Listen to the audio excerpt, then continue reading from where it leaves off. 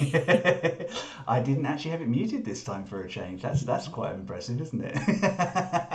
Hello! Happy Halloween! Look at us, crazy people.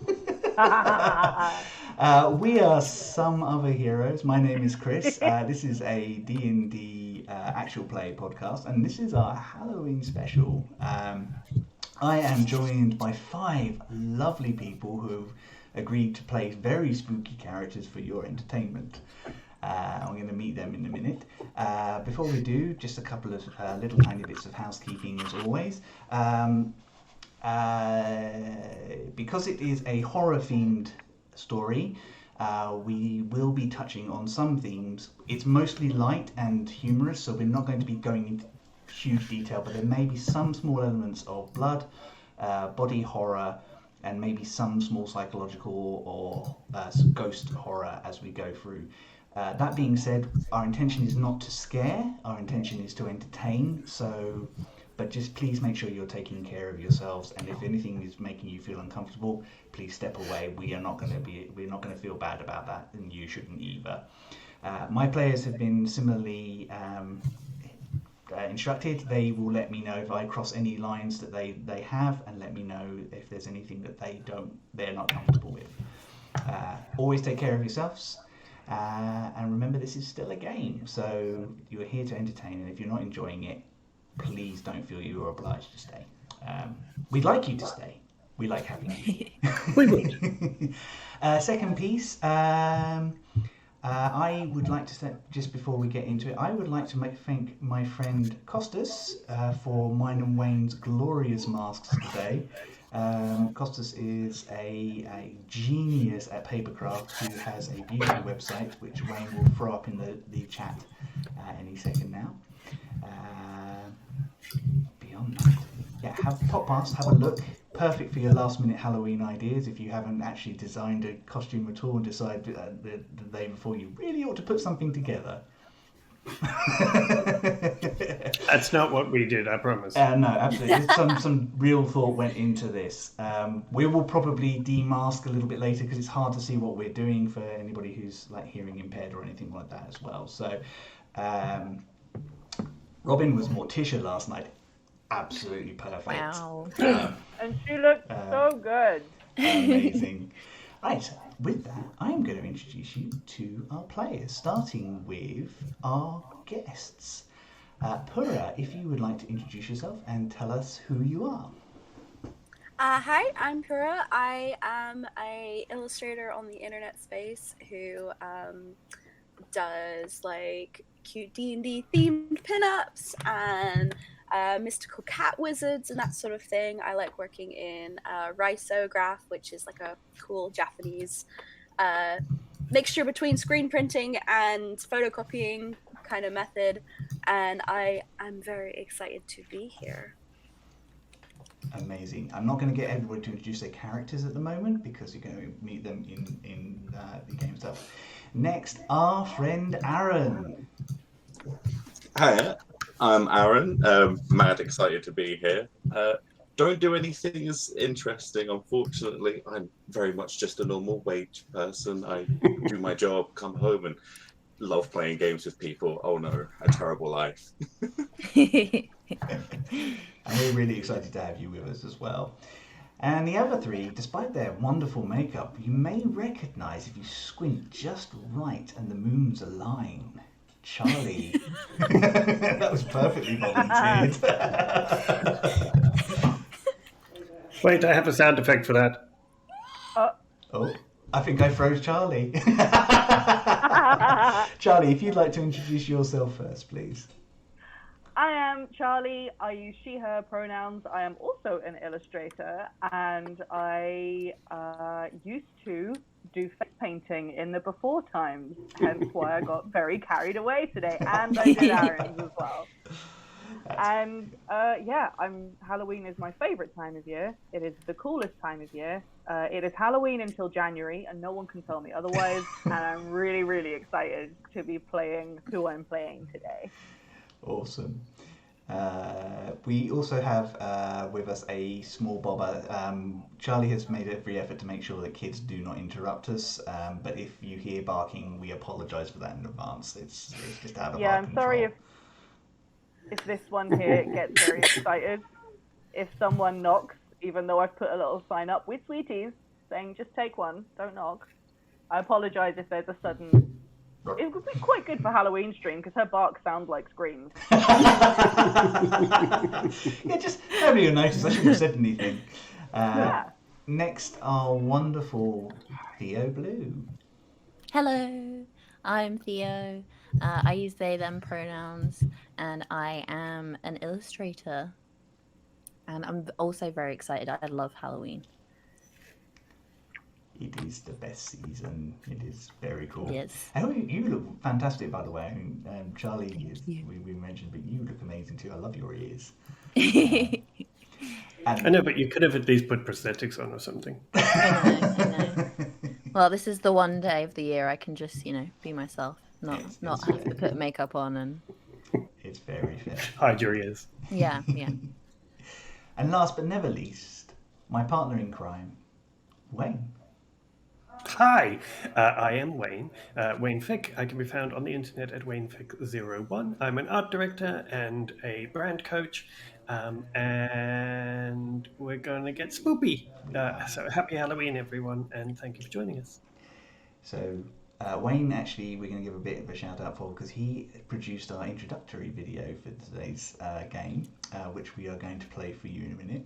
And when we get back, we're going to jump in. I think that's everything. So, without further ado, welcome to Some Other Monsters.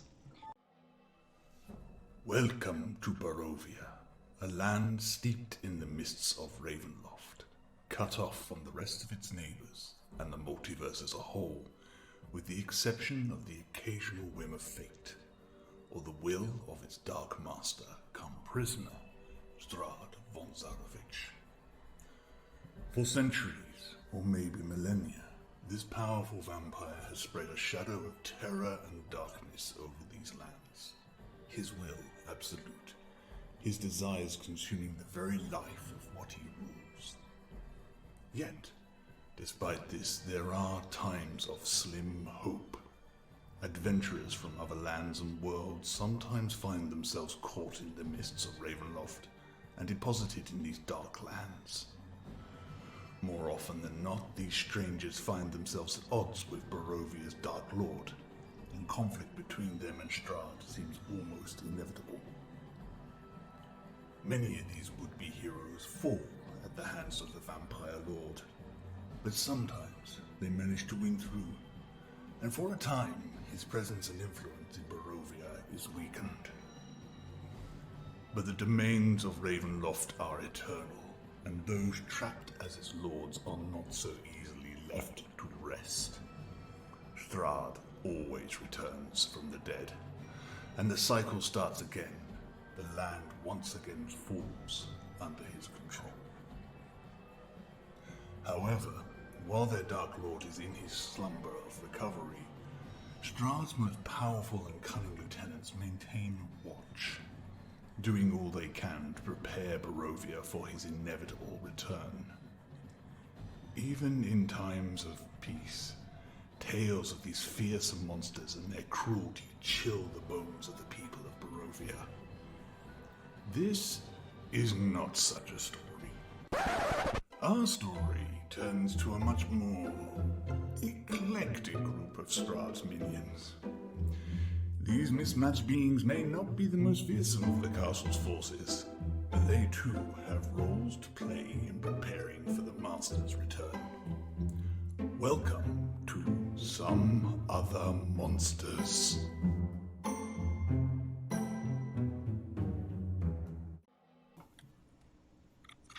And we're back. Sorry about the technical error. That's all good now. It has been several months since an unlikely group of adventurers managed to put an end to Strahd's latest reincarnation. The people of Barovia celebrated at first, and then the important job of rebuilding began. The days are full of the sound of timber being shaped, stones being set and fields being tended. Life is slowly returning to these lands. But the mortal citizens are not the only ones preparing, and deep within Castle Ravenloft, thought abandoned, work in secret behind veils of shadow are being laid to prepare the way for the Vampire Lord's return.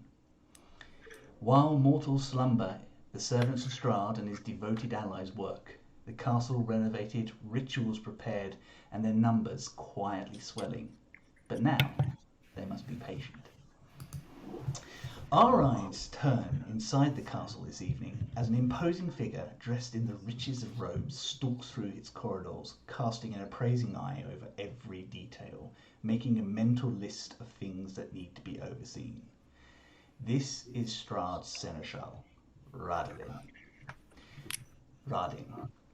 the ever-loyal Dusk Elf who remains Strahd's sole confidant and closest servant. Walking in pace behind Radin, looking suitably chastised and worried for his life, is a pale figure in what appears to be castle uniform.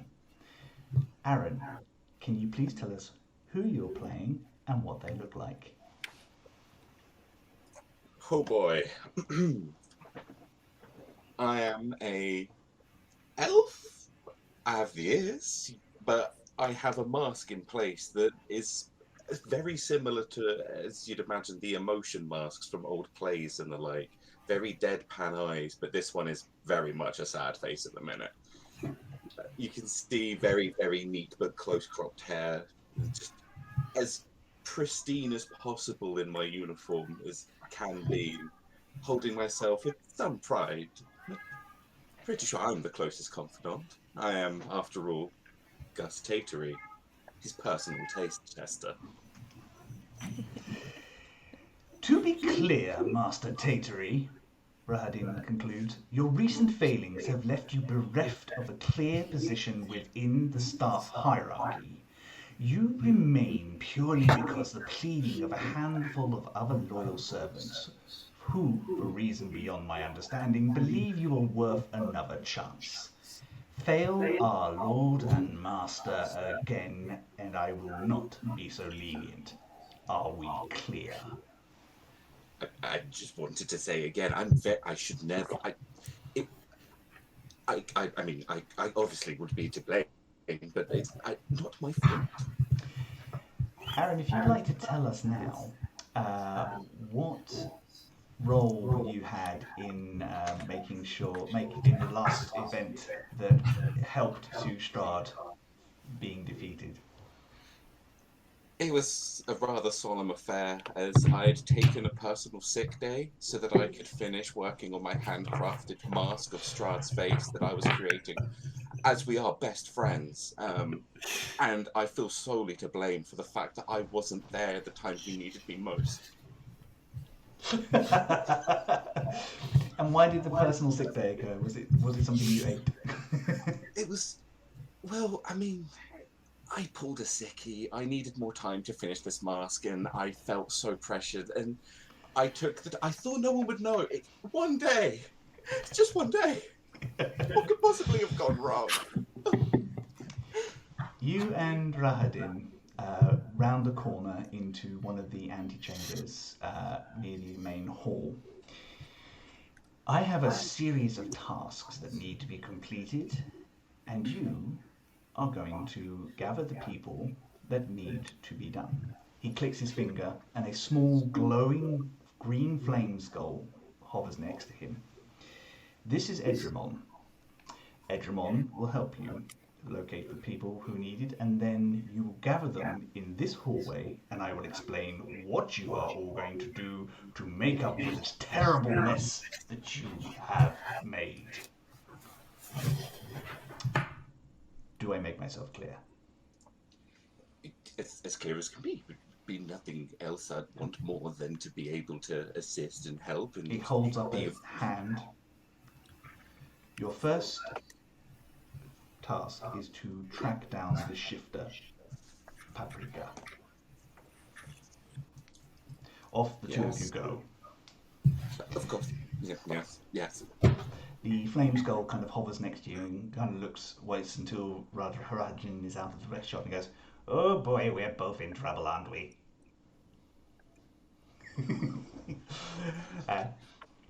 Well, I'm not really in trouble. I'm just reinstating my place within the castle. I don't know about you. Gus.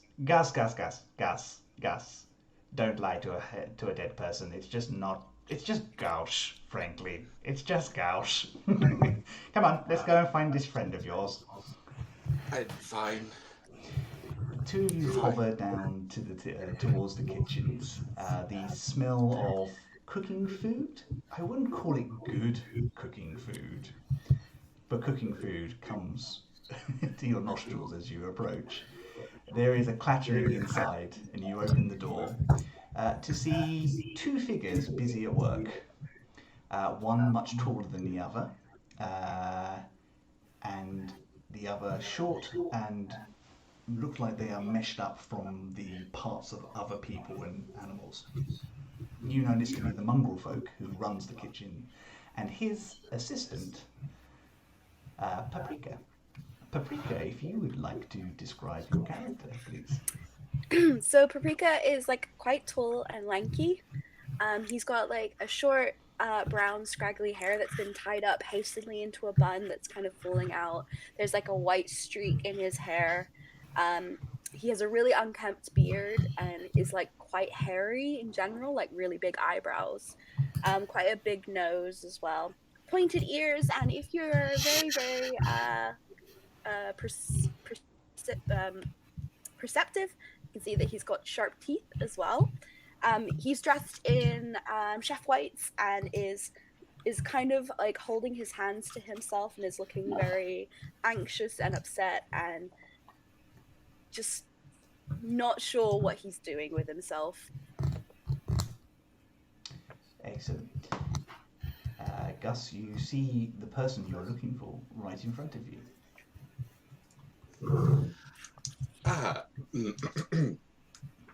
Paprika, I am here for us to begin a set of tasks to, make up for your wrongdoings.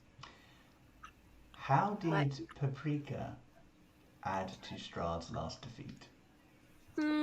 Well, he may have added garlic in the food that he was cooking. He just wanted it to taste good, and his that generally garlic is a good spice, and onion, is good. Their alliums are very good. Didn't know the master was allergic to those. We're not going to talk about it, though. And if only his taste tester had been present to pick it out. And I think that this is probably the first time the two of you have had a conversation since then. And I think both of you are very aware of your roles in what happened. Yeah. Yeah. The shame. Oh, well. From behind Paprika, the small mongrel folk kind of turns around and goes, "Oh, right, yeah, you probably need it up there, Pappy." Kind of wanders over and just gives you a gentle pat. "Don't worry, if you don't screw this up, you're likely to be at least allowed back down here." Allowed back down here? I threw my life away to work in these kitchens, and you're just saying that a simple mistake has ruined it for me? You've not worked for evil people before, have ya? No. Generally doesn't go well when you screw up for them. There's not a list of chances. But off you go. The recipe traditionally called for garlic. I know. It kind of takes your hand and just this tiny little misshapen lump of a man just pats Paprika's paw for the hand gently. It's not been the best couple of months for you, let's be honest. But this is a good chance. We might be able to turn this around.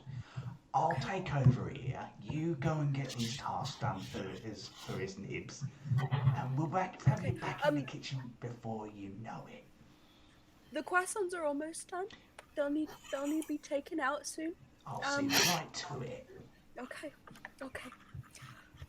What was your name again? Gus, was it? Gus, of course, usually the one sampling your food. Well, I mean, I'd assume it would be your food that you make. Yeah, I taste it. yeah. It's usually acceptable. Acceptable. But yeah. I'll have you know that my food is some of the best this castle has ever seen.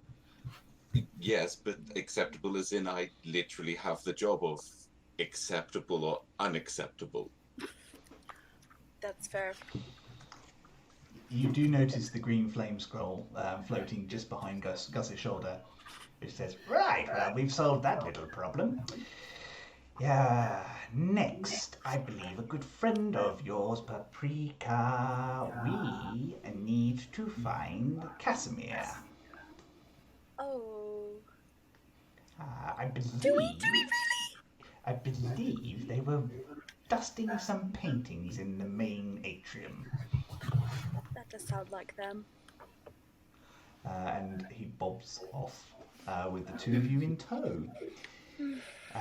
You come to the main atrium, which has paintings and paintings, mostly depicting one woman reincarnated multiple times in something that's a little tiny bit creepy, if a lot of you are being honest.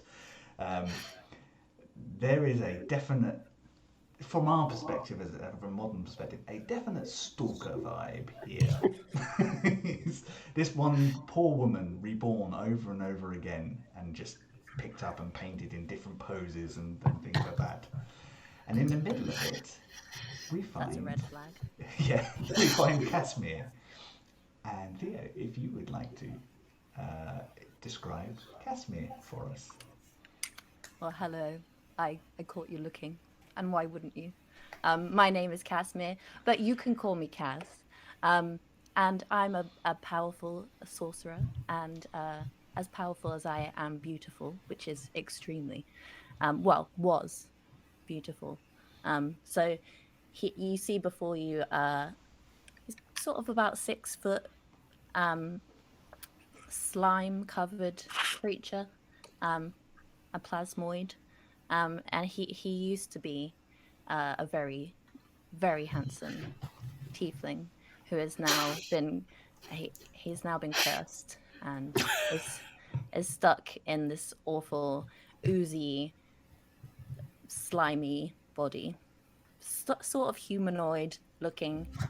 He's clearly still trying to live his life as if nothing has happened. And yes, he's dusting. Being a slime-based creature has its uses in the castle. He's very good at cleaning because he just kind of absorbs most things. I think, Kaz, you turn and you see this floating green flame skull come round the corner, followed by probably the two least likely people you want to see today. But I would like to know, what did Cass do that led to Strahd's defeat? Well, you see, Cass was in charge of holding and protecting a very important feature to a spell that was going to be cast to basically make this team of adventurers easier for Strahd to kill. A gemstone. But you see, I sat down, and when I stood up again, I kind of neglected to bring the gemstone with me, so it literally fell out of my butt and remained on the chair. Because you see, if I'm not concentrating on holding things, they kind of slip through my fingers. Quite Kaz literally, forgot to do actually. their Your fingers. kegels. So yeah, it stayed there when I left the seat, and so I didn't realize obviously until it came to giving the gem over to Strahd, and yes, I didn't have it.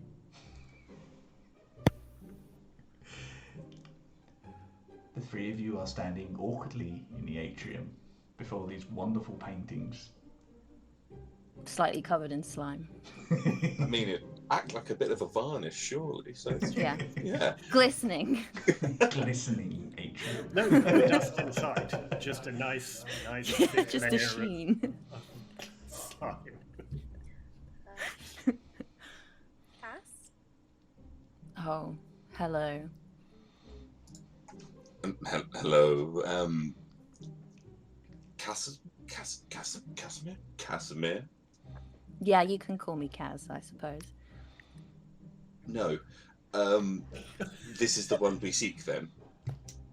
Yes, this is Casimir. This is the next person on my list as given by the master. I'm on a list. Am I getting a reward? Quite the opposite. Oh. But why so... They're so... Beautiful, yes, I know. You can look, it's okay. No. I just call someone gooey. Sorry, you doing? She is Paprika is right. You can't just go around calling people gooey. It's very rude. Right, okay, team. We have a choice, and I don't think you're going to like either of them. So, we have something creepy or something terrible. Your choice. That doesn't sound like much of a choice. You have to choose one. It's up to you. Up to you three. How terrible on a scale of 1 to 10-erable? Just below my Lord Seneschal in terms of being horrific. Oh, Do we is need this both? going to be an annoying thing where it's both? The skull nods slowly, and you realise there's a reticence to even the skulls. Okay, should we just get terrible done? Yeah, let's get the terrible out of the way. Okay. Oh boy. The Joy. skull starts bobbing along the atrium, and you find yourselves going up further into the castle, around twisted tunnels and towers that most of you probably don't come up, into the area that you all know the Lord Seneschal holds for any administrative staff the castle holds. And you find yourself outside the door of one Iris Moon. The door is currently closed. We can just turn back. Do we Right. knock? We don't. Do we have to? She is horrible. I've never met her. What happens if we don't? Oh, we'll probably all be killed. Yeah, I was afraid you were going to say that. I have croissants on the go, and I'd rather get this sort of over and done with, really. Well, alright, you knock then. Oh, me? Sounds like you volunteer yourself. Oh, okay. He kind of puts his little hand up and is like reaching as far away from it without like actually wrapping the door. What? Ah! And I think the door opens almost automatically, and you are faced with Iris Moon. Charlie, if you could please describe Iris to us. This is Iris. I painted myself as Iris. She's a very old, very dressed in a lot of velvet and beads, new age, holistic healer energies hag. Except none of those holistic energies and wonderful crystals and things that she has have helped to become any less of a horrifying, intimidating, terrifying old woman that has a biblical temper, and your energy is always wrong. It's always incorrect. The planets are always in the wrong alignment, and there's nothing you can do about it. And she makes Oh, plans. and she works in HR, So there you go. so she knows everything about everyone all the time. And what did Iris do that has put her on the crap list? How did she contribute to Strahd's defeat? Hey! Sorry, before we jump into Possibly. that, sorry, hun. Thank you so much for the raid, girls. Michelle, Top Banana, and Feline Trickster just raided us with a bunch of lovely people. Welcome. You're just in time to meet the wonderful Iris Moon. Not the word I would use, but okay. I believe Iris was having a bit of a morning in just one, but it was her favourite one. Her rose quartz got a crack in it, and everything, chakras, everything went out the window. She couldn't possibly, had to meditate for at least 17 hours. She couldn't be seen outside of this room so long as there's a crack in that quartz. It affected every chakra. So she had to take a moment, put on her angry whale music, and not move. Angry whale music. Angry whale Angry. music. Yes, it's a very rare recording. It was two orcas fighting. She loved it. I was about to ask, is that angry whales as in, the ocean-based mammal, or angry whales as in screaming ghosts? Oh, no. That's Really different- ticked off Welsh That's a people. different album. Or Angry Welsh people. I do have an album of Angry Wales whales. But I dare not. It was the wrong energy for that. So it was just the angry orcas to this one. The angry Welsh ghost comes out later. And unfortunately, because Iris cancelled all her appointments, certain guards who should not have been on duty were on duty and were performing massively under task. And now her direct boss, the Seneschal, has it in for her. And you knew this was coming, Iris. This is the party that are going to take you down so that you can perform some tasks to try and make it up to the rest of the staff. I'm going to have to fraternize with the rabble. You are, and you knew this was coming. You got a memo. Well, I got an aura. The memo came after.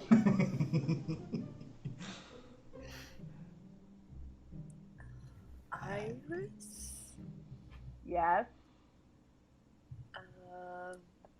What is this? Who are you all?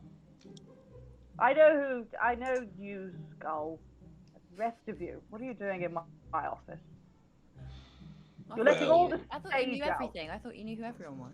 Yeah, we have met before when you allowed me that sick day just before Strahd met his very untimely happenstances. Yes. Yes, I remember now. I can sense you. All of you. You've probably eaten some of my breakfast pastries. Oh, actually, yes, they're rather good. They're rather good. But not as good as what I can do. Right, what are you all doing in here? I'm What do Casimir. I have to do? I'm Casimir. Don't forget about yes. me. I've been Hello. voted Castle's most handsome slime. Ah, 2 years congratulations. Stay off the carpet, darling. How am I supposed to do that? Stay outside the door. I've got a gorgeous Turkish rug in here, and you're going nowhere near it. I don't have enough sage for that.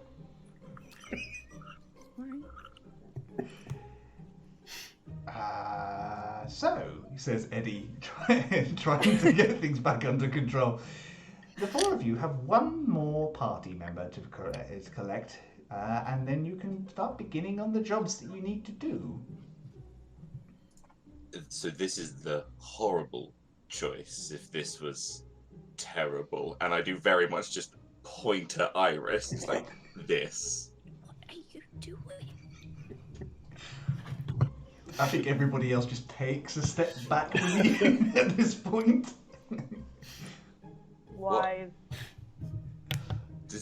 That was the options. The other option, it's just who you wanted to do first, to be honest. I mean, that That's fine. I just want to get this back to normal, please. Can we just Yes, let's get go? this over and done with. Who's the other one we have to find? Agramon, I'm afraid. Hold on. I checked Oops. my files. Oh, bollocks. Right, okay. I gather some crystals. And the four of you make your way down through the depths of the castle, to the place where only the dead sleep. Beyond the pits of where the vampires hold their caskets, past the mortuum and the family crypts, where you find a tiny little shallow hole of room that's been dug out, and there doesn't appear to be anyone in it. I'm going to quickly ask, what are your passive perceptions? Huge. Character sheet time. 13. 13? 11. 14 for Iris. 11? God, she sees everything. 17. 17. Yeah. Ooh! I'm very wise. It's literally my job. Gus, you see a flick of a shadow move and you turn to look at it, and then standing right beside you is a strange character. Wayne, would you please describe Agramon for us? Of course I will. Agramon is a small, very small old man. He's got grey hair and a very bushy grey beard, and he looks somewhere between old and incredibly old. But he's a very small old man. But he has a beautiful shiny knife.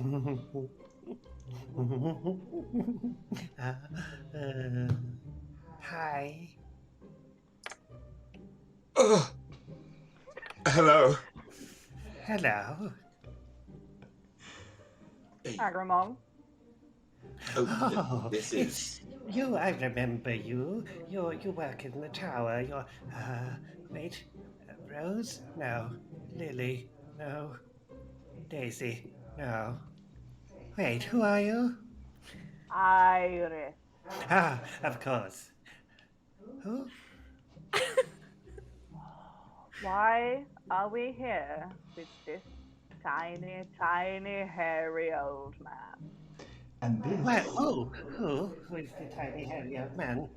and this is the perfect time for Wayne to describe what Agramon did that resulted in Strahd's defeat. Well, Agramon did nothing. He thinks he was supposed to do something, but then he was going to tell the master something, but then he got to the master, and he couldn't remember what it was. So he did nothing. He did nothing, but then the master died, and then they reminded me that I must tell the master something. But I don't know what it was. Agramon was the first person to see the adventurers in the castle, but Agramon being Agramon, didn't remember for very long. And this resulted in them getting the drop on the master.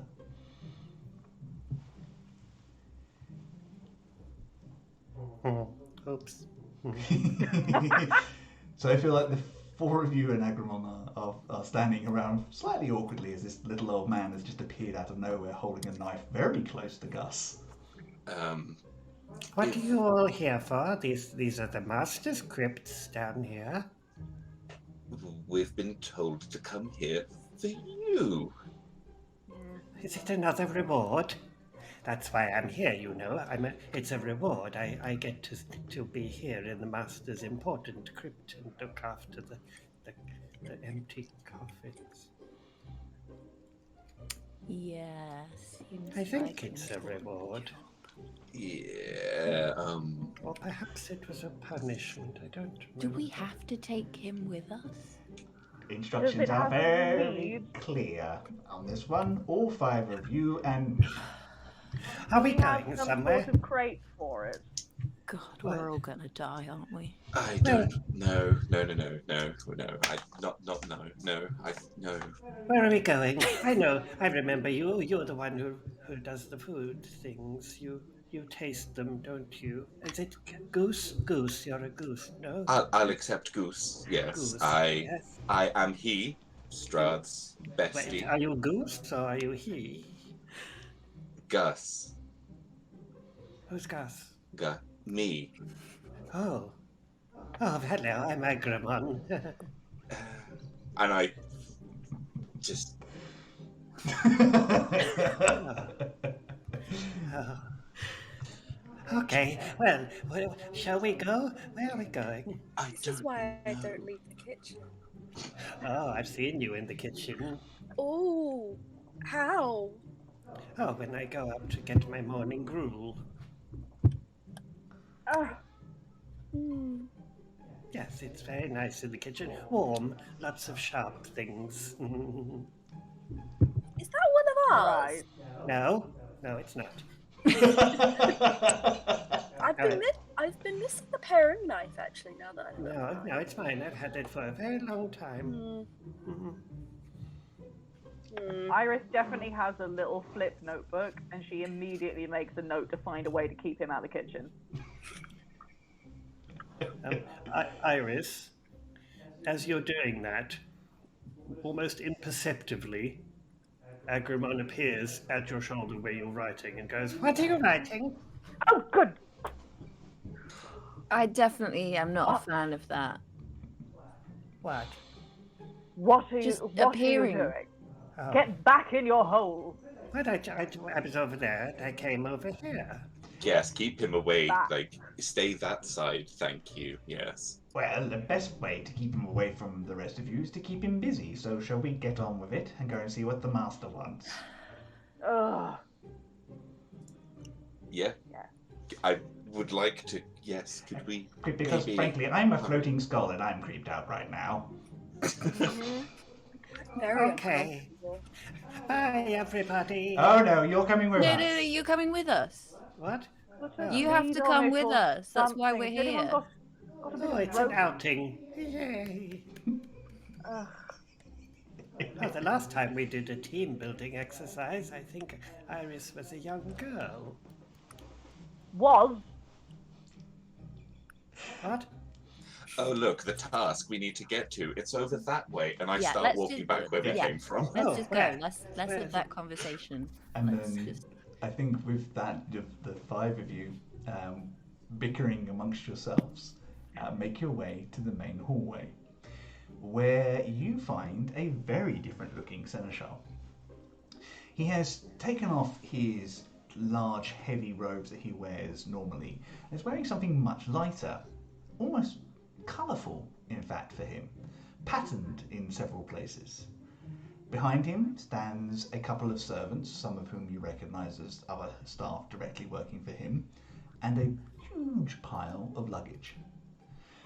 Ah, there you are. It's about time you showed up. Right. I have encoded on Edramon your tasks for the weekend. I want you to complete all of them exactly to the standards this castle requires. You are to work together, and there are to be no arguments on this. Edramon is to remain unharmed and to assist you as much as he is able. He can offer advice and guidance, but that, obviously not having a body, he cannot physically do the tasks for you. There are a number of different tasks. They will all assist the master's return. Do this, and the black marks on all of your records will be removed. And you can carry on both as a member of this castle staff. Put your hand down, Agramon. Also get back in line. I don't like it when you appear next to me. Bloody unnerving. do these tasks, your black mark is removed, you will be allowed to remain. And we will forget. Allowed? We will forget about the parts. And he kind of shoots you a look, which kind of says, do not cross me right now. We will forget the things that you did that participated in the latest bunch of adventurers succeeding. I am off to sunnier climes for a bit. I have a question, Seneschal. You may ask your question now, Agramon. Is that a palm tree on your trousers? No, it's a palm tree on my shirt, Agramon. Oh, how very festive. I am off to visit my cousin in the material plane. They have moons there, you see, that actually reflect the sun. Agramon is just going to whisper to Cass and just say, I didn't know Seneschal had legs under the robes. What? Well, have you ever seen his legs? What? No, but But there they are. He has legs. They're out and everything. I mean, I guess. But how else do you think he was moving around? Well, the same way the skull gets around. You're going to look at Edgemon, who's just bobbing there in place. Good point.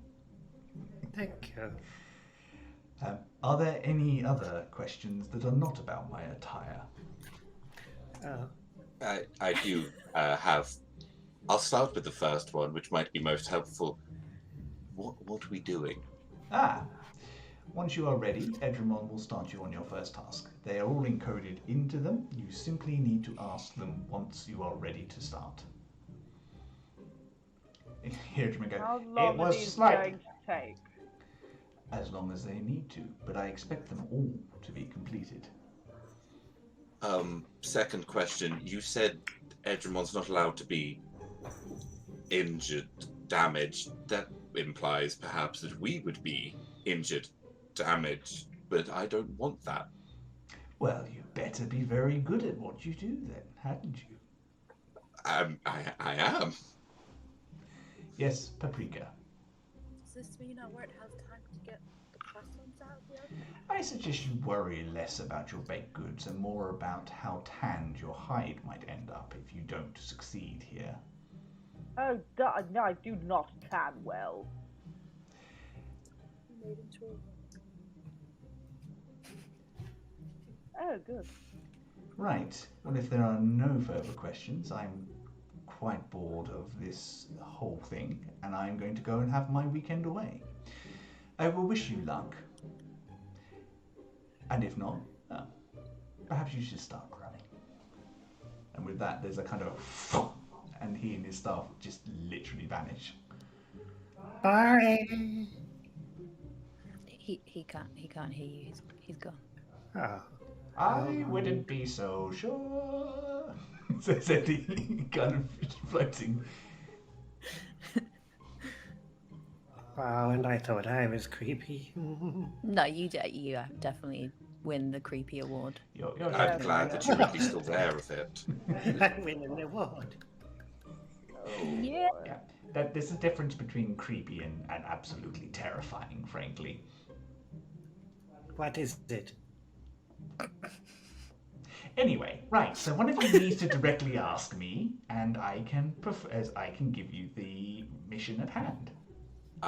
Well, I'm currently very ready. I'm always ready. But are you all ready to begin our magical unknown task? I think I have the things sooner to we do. get started, the sooner this is over, and I never have to talk to any of you again. Good. Yes. You will when you come down to the crypt. No one goes down there. Everyone goes down Ever. there No. eventually. Oh, It smells of spiders and That's gross. sadness down there. Where? What are we talking about? Your office? My no, that's the office smell smells of misery. like sage. So I Misery? think at this point, Edgemon sort of floats very close to Paprika and goes, "We're all going to die." Anyway, about this task. Oh, thank goodness. I've been waiting to spit it out. I'm going to ask Pura first if you could roll me a d6 and tell me what number you get. Yeah. Prior to this, I had the guys in secret select the tasks they would be doing. What? Did I we? rolled a 5. You rolled a 5. There's a kind of like a flash, and the green flame around the skull changes to blue for a second, and then a voice that is not the one you came to notice. It says, "The master's organ is his pride and joy. It must be retuned and placed back in key. Get to it." And it goes back normal. The master's organ. Oh, right. Right, shall we go to the master's organ? Yeah. Yes, we should go to his organ, which was the Why? task. Why are you laughing? Because, it's his organ. He said it. It's a musical instrument. I know, that's Yeah. funny. Have you never heard him play it? It is truly breathtaking. It's very loud. Hurts my ears. You get used to it eventually. No, I don't Okay, think I like everyone needs to stop talking about organs. Let's just go. Oh, I think, have real one- quick. Sorry, I think Iris sort of leans down to Agramon a little bit and is like, "I've had to order cream for his organ before." Didn't need to know that. Definitely could have spent my life not hearing that happen. Shall we go to the organ? Please, everyone, stop saying organ. Before we deal with the master's instrument, I do have to let you know you can access and help yourself to some things from the armory if you feel that you need them. I mean, I've got this. I feel like I'm good. I'm very You're just much carrying around a everything I frying need. pan. You never know when you want to saute something. That's very true. And I can heat the metal up, and just need a bit of butter, some leeks maybe. But have you got those things? Have you got butter and leeks? I mean, probably somewhere in my. Oh, I left my. Still in the kitchen still. Good God! Right, take us to the armory. Very well. And you are taking. I know where the armory is. Oh, good. Agramon probably does know where the armory is, if you can remember. Yeah, but can he? I don't trust him to lead us anywhere. Does anybody else know where it is? But I can get in everywhere in the castle. That is what I do. It's very unsettling. I have keys for everything. And I had keys for everything. I've got keys too. They're in here somewhere. Okay. Do we all just I have keys? make a note saying less of the staff need to have keys. As house staff, they do have keys to most of the common areas. Doesn't matter. I'm making a note. They get the I'm gonna keys clean taken things away. so we can't get in there. Yeah. Whether you need them to get in or not is another matter entirely. So Edramond floats off, leading you all down through the castle to a large room with a metal grate. Inside are the abandoned bodies of a number of adventurers who have just literally been dumped, and all their equipment is just there for the grabbing. Ooh. Oh, lovely. Do we recognize any? Anyone? Do you recognize anyone? I would like a perception check off of you, and I think we'll have one off of Cass as well.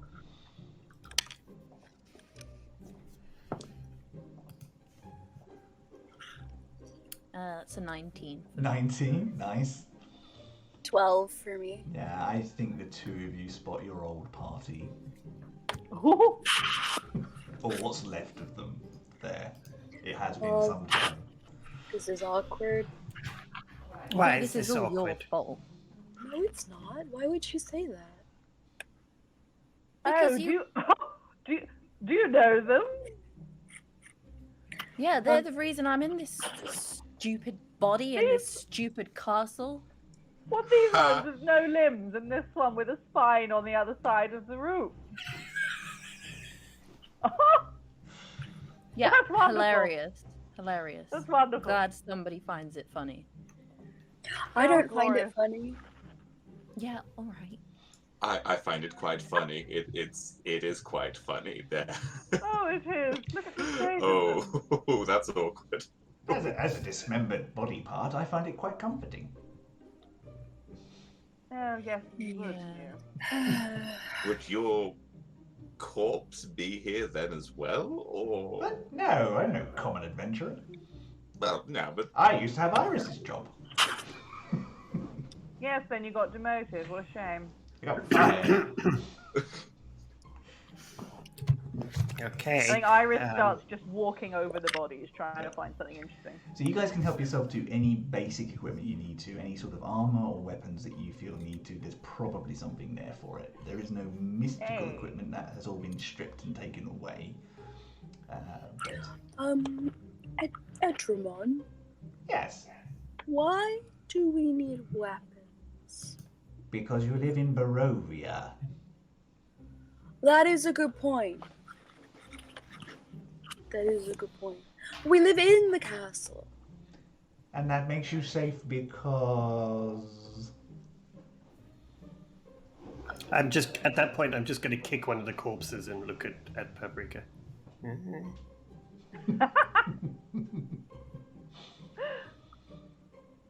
Okay. Hypothetically, let's just say a bunch of adventurers decide to get an early drop on the master before he wakes up.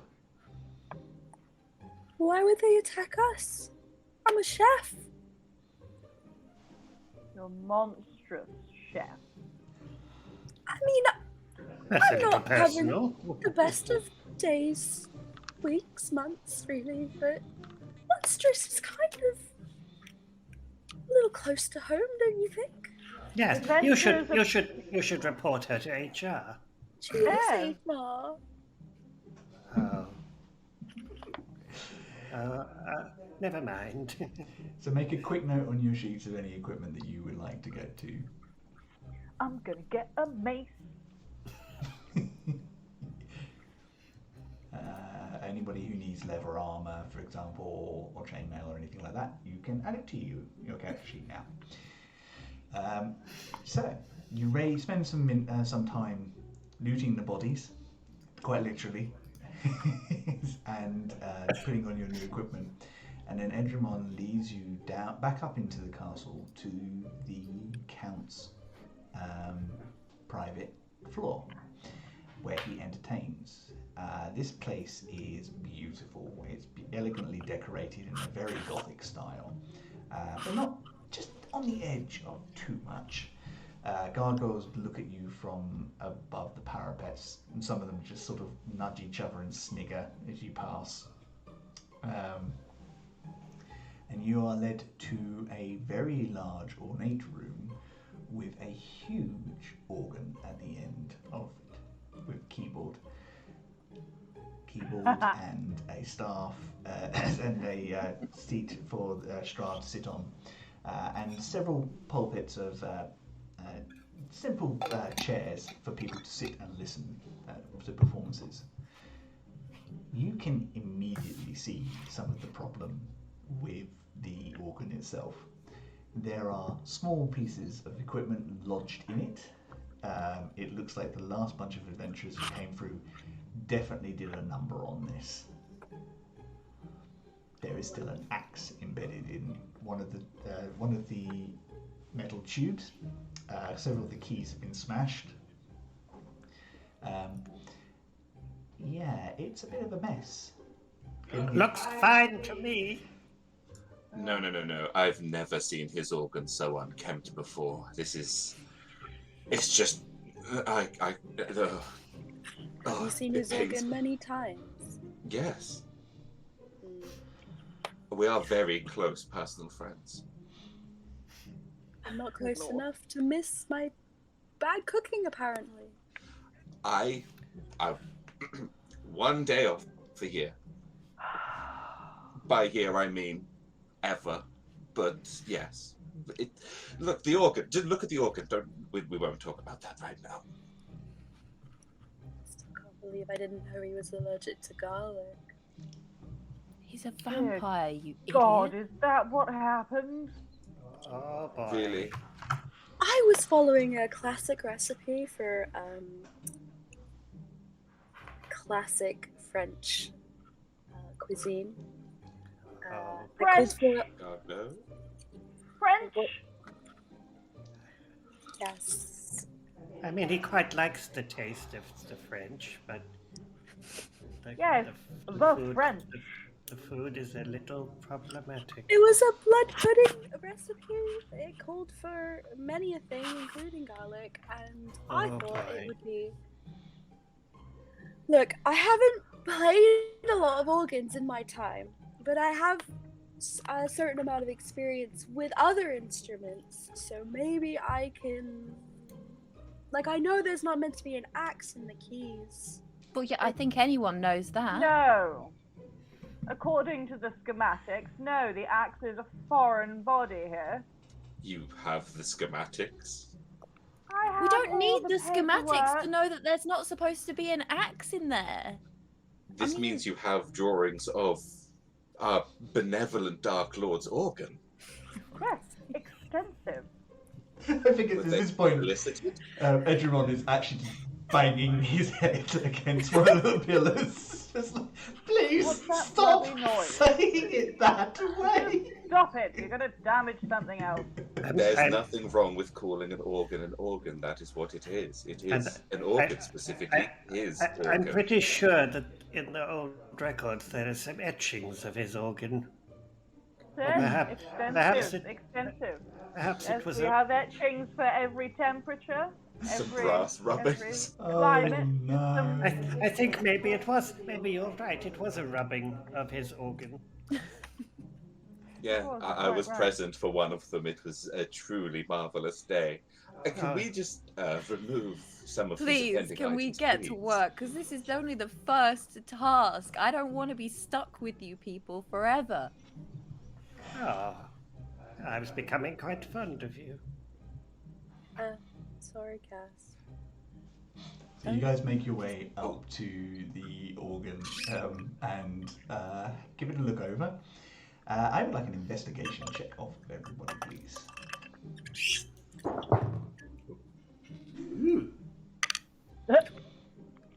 I'm paying no attention, I got a 4. You're still sniggering about the organ jokes. I'm still I got thinking it. of more of them. Yeah. I got a 22. Ooh, nice. Paprika? 5. Cass? 15. 15. And Gus? An incredibly powerful 8. Oh no. You. Oh, wait, would I have advantage on this for my knowing things in and out of place? You know what? I'm going to let you have that, yes, because your background as an underbutler, you are Nice. aware of how things should be. Well, it's a much more powerful 3. It's a much more powerful 3. Dear.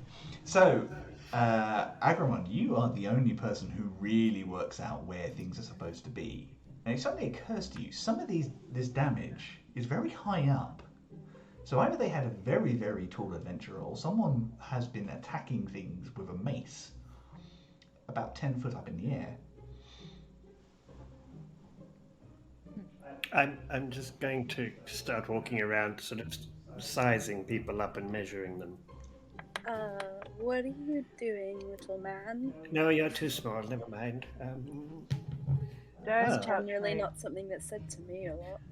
Iris, you're tall enough, maybe, but why are there things up all the way up there? The adventurers are normally those humans. They're normally small and pallid and sad, and they can't reach up there. Yes. So they were smashing things up there, or perhaps one of them was flying. Ugh, Maybe they were on each other's shoulders? I think when Agramon sort of points this all out to you, I think those of you who rolled slightly higher start to work out Some of his damage looks like it's been very recent as well. Like it's happened since the Master passed away. Okay, who was smashing the Master's organ? I have so much really regret. went to town on this. You really didn't think this would I be really didn't think this I through. think it's overestimated. It's great. I was like, what's a big part of the adventure? Strahd's musical instrument. No, I didn't think this one through. Brilliant. Just I love it. one of you has been throwing things up there or damaging this. Who is it? I know it's one of you. Why does it have to be one of Bloody us? me. I would never, ever think of befalling harm upon his organ. Look at Found it. It is... Oh, mwah. Yeah, wait, Calm down. Am I allowed to do the chef kiss, or do I have to be a chef to do the... Yeah, that's cultural appropriation. I'm very sorry. I'm sorry. Yeah, I'll let you off this time. Thank you. It was specifically for appraising this. Oh, beautiful. We are the ones who've been around the castle lately, but it wasn't me. I don't really Wasn't like the kitchen. bloody me. I don't leave my office. Why would I? I mean, you are the only one with a mace. I just found it on one of those poor little dead ones in there. Or did Not you? my personal mace. Yeah. I mean, you have a personal mace. No. Or do you? What are you looking at, little man? Do you? Do you have a personal mace? No, I do not have a personal mace. I don't need things like that. Oh. Okay, then it wasn't you. No. Was it? No! Well, Okay. perhaps we should just begin by removing this axe that we all agree should not be lodged firmly in his lordship's organ. Should not be. Yeah, I mean the task is just to clean it, right? We don't have to figure out who made the mess. From my It's gotta be understanding, the two. task is to try and repair it so that it is back to standard, so that he would be happy with it. Does anybody know how to repair an organ? Anybody an expert in organs? I mean, I've got some extremely diluted salt. Would that help? Why would that help? The more it's diluted, the better it works, darling. But to what effect? Well, it can heal organs inside you. Why can't it heal this one? The energies feel very similar. Can you not feel them? If you were No. to sprinkle that diluted salt, though, would it potentially, though, be harmful to our friend of How the dare you? persuasion of Sticky? What, the slug? The slug one? I'm not going to put it on you, darling. I'm going to put it on How this. dare you? What did you call me? She You're said a it, bit- not me. I mean, darling. You're a wee bit sticky. So, not to put too fine a point on it, but all our lives hang in the balance, including mine. So, if you don't mind, before you kill each other, could you fix the bloody instrument? Yes. I'm going to have a Okay. look at the marks at the top because they're quite high up and I don't know why they're all the way up there. Awesome. How are I'm you going to get up there?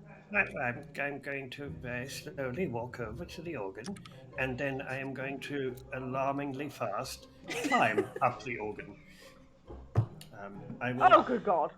make an acrobatics attempt to literally parkour up the organ. Please do, yes. That was thoroughly unpleasant. And that is a 19. At 19. And you see everyone just kind of totter over with his knife in hand, as it has been since you've met him. And then suddenly the knife is sheathed up a sleeve, and then like a little spider. Until he gets to the top, right where he wants to be. Can I please have a close look at the damage at the top? It definitely looks, because you rolled so well on your investigation before, it definitely looks like a mace has been swung at it. And given the sort of you're clever enough to work out, and you've seen corpses and erosion and I've stuff. seen many corpses. You work out that it was recently the revealed metal hasn't oxidized yet, so it hasn't only been like a within the last month or so at the most. Can I figure out, or can I get any idea why it's so high up though? No, but you can see the mace in question is lodged in the far wall. Oh. It's over there. What is? The mace. Why is it over there? I don't bloody know. I'm up here. Oh. But it's quite high for a mace. We should probably have a look at that. Well, it's not really that difficult to. And while I'm talking, I will just very casually walk and then keep walking up the wall, and then just go up there with you. Like, it's not really a difficult thing to achieve a height of this. This is child's play, really. Wait, so it was you? So much. Wait, No. was it you? But you're up here, like you said you could do it. You could just throw something, though, if you really I want to. I can't throw a mace. I'm a very old man. This is... But I don't think it was any of us. Okay. Because we all have our own jobs to do. All right. Right. I'm going to try and fix this hole here where the mace was. Yeah, I'm going to do that. Sure. Okay. I might have something that could help. Before I worked in this prestigious kitchen, I came from a long line of bards. And I might be able to see if any of them might know how to fix an organ. Because I can also, speak to the dead and stuff. Well, I mean, technically, you're speaking to the dead when you talk to us. I surely. mean... Quite a lot of information. Pass on. Oh, I'm just a chef, really. But... Okay. But if you can use your chefing to fix the organ... I might be able to, I think. Okay, good. My great aunt Agnes used to play the organ. I don't know if she'd really want to talk to me. I knew it. I knew an Agnes once. You're talking about your bard feature, aren't you? Yes. Yeah, would you like to give it a go? Yes, I would. Which is...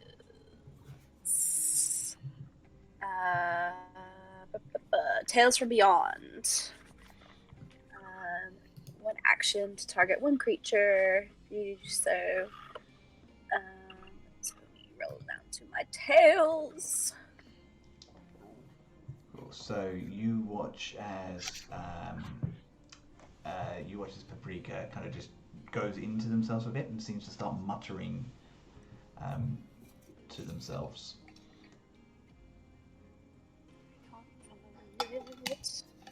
Where is? Whilst you do that, is anyone actually going to try and remove the axe?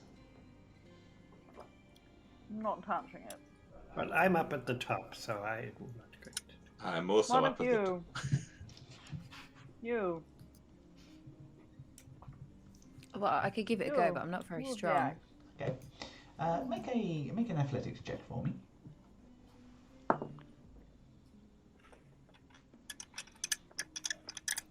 10.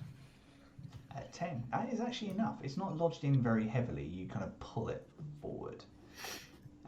Pura, did you manage to find what you were looking for? Cannot find my table. There it is. I need to roll my inspiration die. Of course. So basically, when you give a bardic inspiration, it works slightly different from what I remember. Yes. Excuse me, whilst I just quickly look that up. It is a class that I'm not massively familiar with yet either. Yes, this is my first time playing. That's very cool. And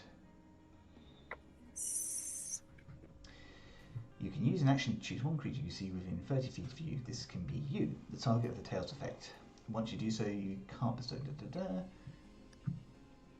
While holding your spiritual focus, which is your frying pan in this instance, you can use a bonus action to expend one of your bardic action and roll on the spirits table. So if you would like so to it's roll me, D12. yeah. Agnes, I could really use your help. It is a 9. A 9. The tail of the brute. Each creature of the target's choice can see within 30 feet of it must make a strength saving throw. On a failed save, the creature takes thunder damage equal to 3 rolls of your bardic inspiration. But your intent was not to harm your friends.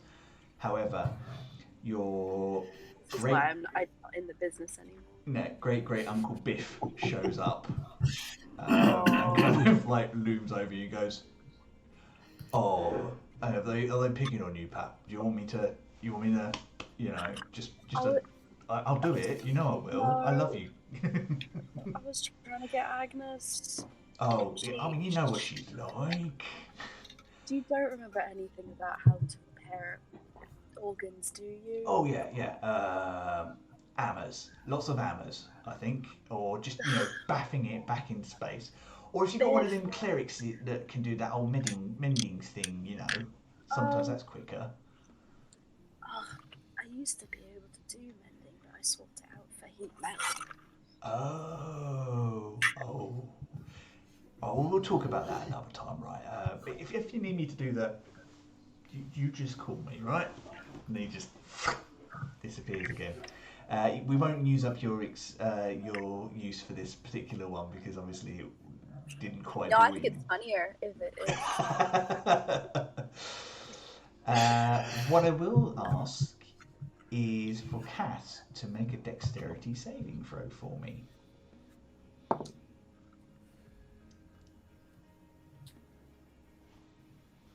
That's a 7. A 7. You walk up, pull the axe free. I've got the axe. Of course I got the axe. I'm amazing. And a pot hits you in the back of the head. You take only 1 point of damage, and you can look. Ow! Around. Where did the pot come from? You look to where it came from. There is this a stand where the pot was sitting. It's kind of rocking slightly, and then you see another pot kind of lift up and hurl itself at Agramon. And I would like Agramon to make a dexterity saving throw, please. All right, who's throwing the pots? Dexterity. Ooh, a 10. A 10. You can also take a point of damage as this pot kind of catches you in the shoulder. And you all hear, "I just silenced that. Get away." That's kind of rude. What? You don't just go throwing pots at people. Who said hell? that? Who said that? I don't. Who dares? And as you say that, a blue figure of a human in sort of very old bardic clothes, holding a spectral lute, sort of floats before you. Has a pin moustache that comes out too far, a large nose, and he's wearing kind of like that really sort of very bardy with big floofy clothes and things like that, and kind of starting to strum. It's like, "If Strahd will not hear my music, I will not hear his." Oh Give dear. God's a bad name, you know that with that outfit. It's very, very I think it's rather fetching on him. Hello, I'm Agramon. Who the hell are you? I was Kit the Performer. Now Oh I God, am I remember dead. you. Oh, I'm so sorry to hear that. It happens a lot in this place. Don't. He bloody deserved it. We have to fix this, I'm afraid. So, if you wouldn't mind, stop throwing pots at us while we just fix this. I will stop you unless you convince me that he deserves to hear music again. His Surely biggest he fan deserves it. to be He's able just to convince you. yeah. I have nothing. And I, He likes him. He seems to be rather fond of the Yes. master's organ. Ask him. Gus, Yeah, it is your boss. He will be. Why would he not? Of course, he's deserving to hear music. He's just currently unavailable. Well, you can say something, Pura. yeah, as this is going on, I sort of watch how it's going, and if it looks like it's going badly, can I cast Charm Person on the ghost? I'll allow it. Yeah. He's Yeah. not technically a person anymore, but I'll allow that. It is a humanoid. No, It's not rude to ghosts. but I'm going to allow it. I think not that's rude fine. to I think they're ghosts. intelligent enough to be charmed. Okay. We must make a Uh, wisdom saving throw. Cool. Cass, are you doing anything whilst you're... Well, I was going to cast Charm Person. I guess not. Double charm. So, in the interest of... I mean, don't stop if you really want to go ahead with that. I think that would be quite funny. Rika, you're always ruining things for me. I would... So it's a wisdom saving throw from him, isn't it? Yeah. Something like a bit of competition. So, to Pura, it was a 20. Nope. And to Cass, it was a 10. Ha! I succeeded. So, I would like both of you in turn, starting with Pura, to describe how your magic looks as you unleash it. It kind of. Do you know that scene in Ratatouille where he's like tasting, and there's like got loads of swirls. It's just like that. So it's So just like cute. lots of bright little swirls, and sort of like it kind of beats to its own drum. It's like almost like he's sort of taking the musicality of every location and kind of imbuing it with a magical spark, and so it sort of moves with a rhythm, but it also like flashes and glows a little bit with like neon lights and like cool swirls and stuff like that, but ultimately fails. Yeah. I think because of Paprika's expertise in taste, you kind of go, oh, I'll know what makes people friends. It's that really warm taste. Forgetting that ghosts don't have taste buds and can't remember what taste is like, the spell just kind of, it's a really good spell, and you just forget that one key detail, and it kind of washes over. However, Cass follows up almost immediately at the same time. But how does Well, your if magic you want something doing right, you have to do it yourself, don't you? So Cass has an arcane focus, which is a crystal that he keeps inside himself now, being made of ooze. So he reaches around a little bit, pulls out his arcane focus and focuses.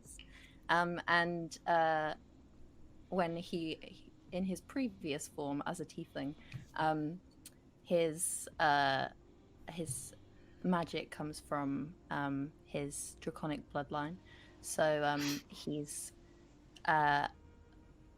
part like blue dragon, so his magic is very like electrical, so you can kind of feel like a kind of static electricity kind of feeling in the air whenever he uses magic. So like those of us who have hair, you would feel like your hairs on your arms and legs and things like stand on end, and yeah, maybe like a high-pitched kind of noise. Nice. That's so cool. I like that. I think Pappy also just goes a little bit as Yeah. well.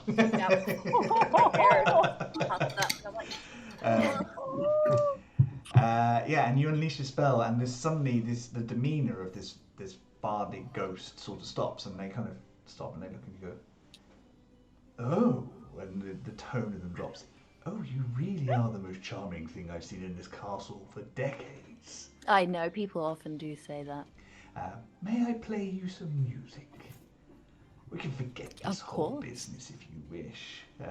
And he starts playing an old folk tune on it, and it's really good. You know that basically he's only playing from his memory, so it can only ever be as good as his memory or his opinion of himself is. But it's pretty really good.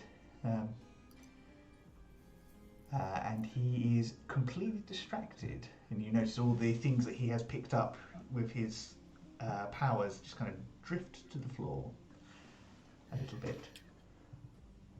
I give him a slimy round of applause. It's Sounds not like, very loud. Sounds like two Your hands stick together a little bit as you do Yeah. it as well.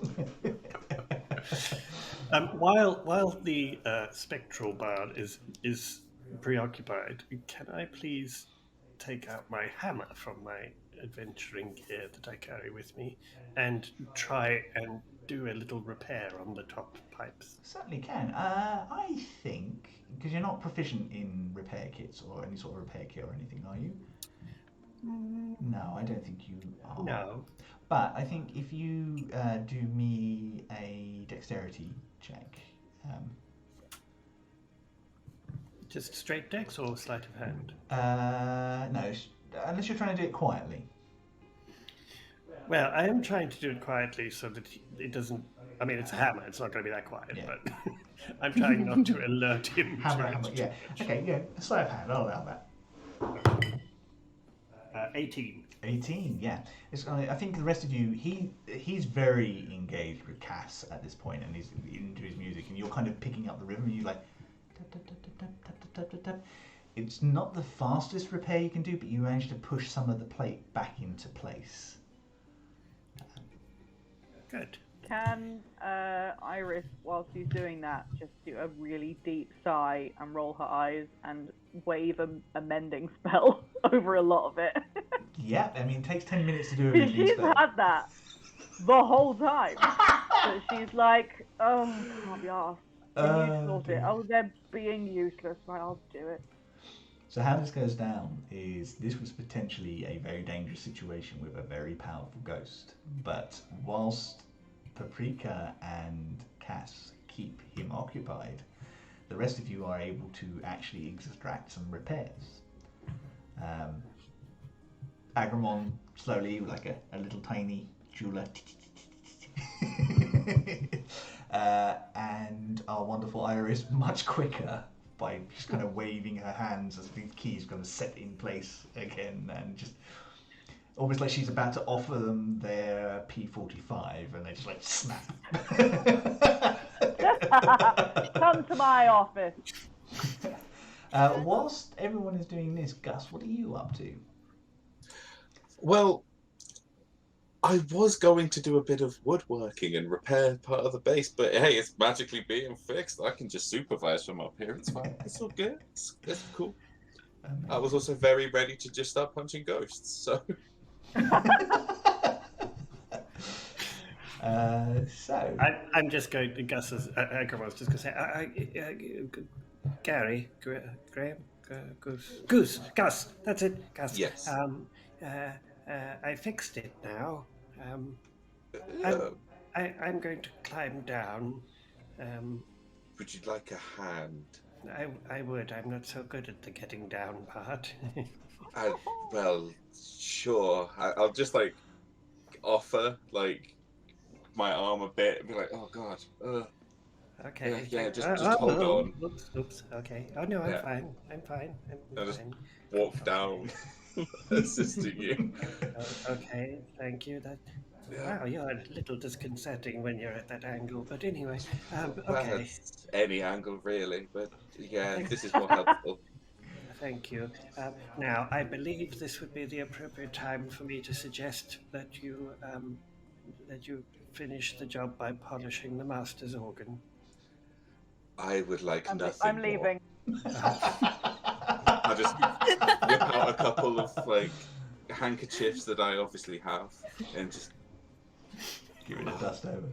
I haven't buffed his organ in such a long time. I'm going to give Iris a kind of a knowing wink, but then my eye doesn't open again. I think I think Agrimon's growing on Iris.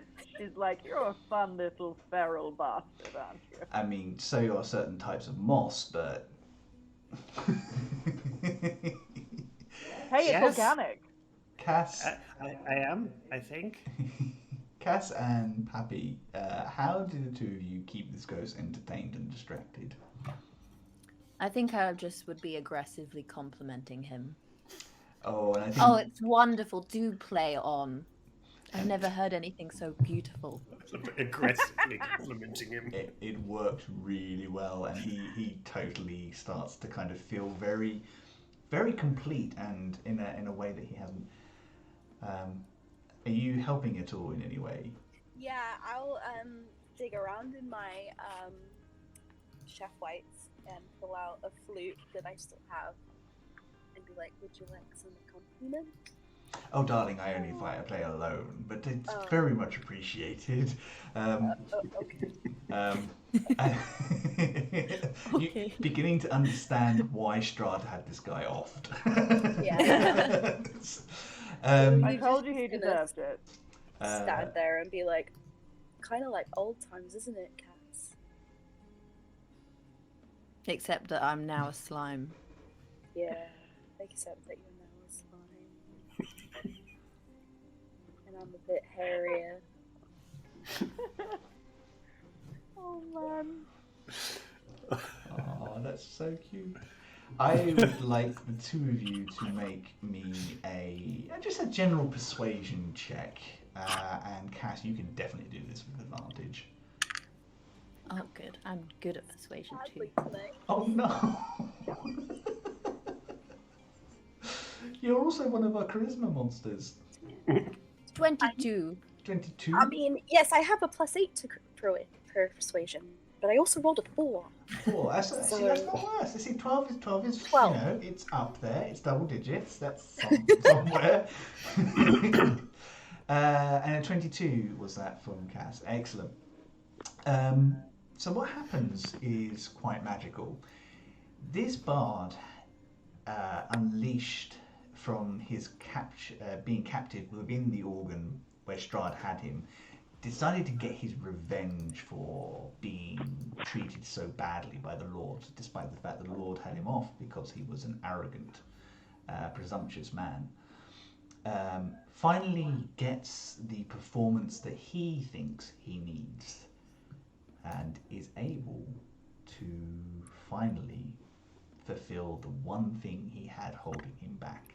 And you guys watch as he crescendos into his last performance in this beautiful song about a particular woman who is reborn and picked up by her former lover, come enemy, every single time. It sounds achingly familiar to all of you. And as he finishes, the two of you applaud, and he takes a huge bow, and as he does, he just drifts away into motes of light. Oh.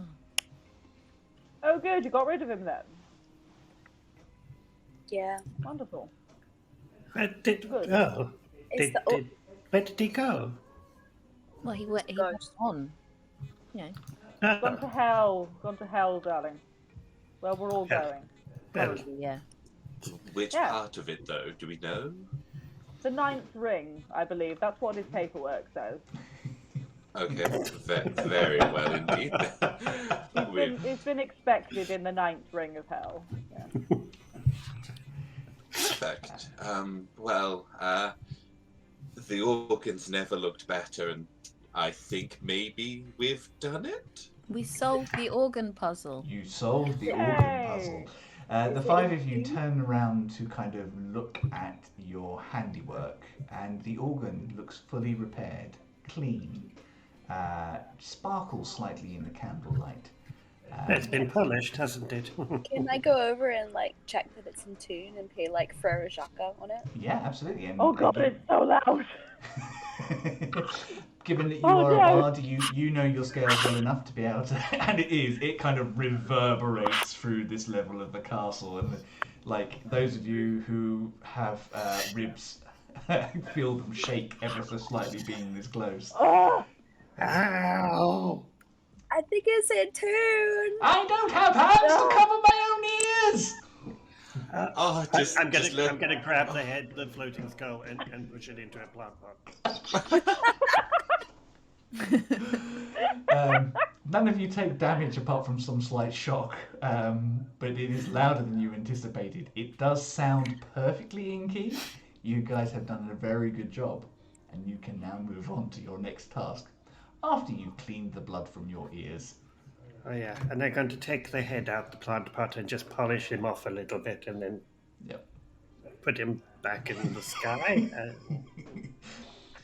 Go on then, fly free, my pretty.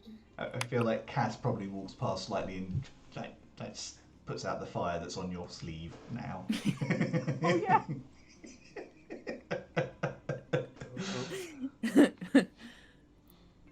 That's going well. That wasn't so bad. Yet.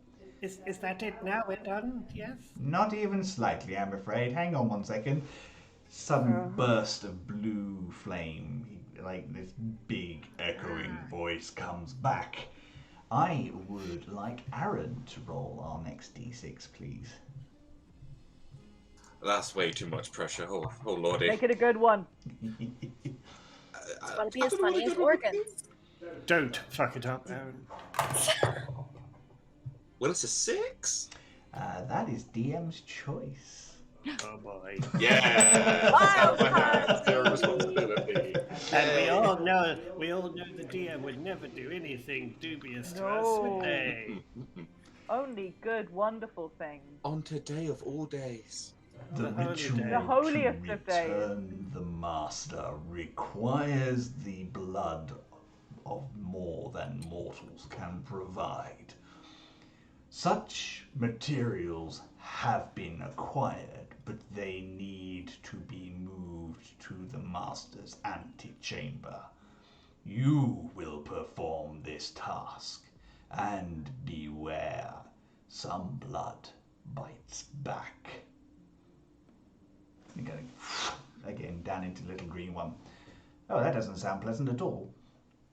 And I think he said we've got to carry something. I've That never known sounds like blood to bite. logistics. Yeah. That's not our jurisdiction. It does sound like logistics, doesn't it?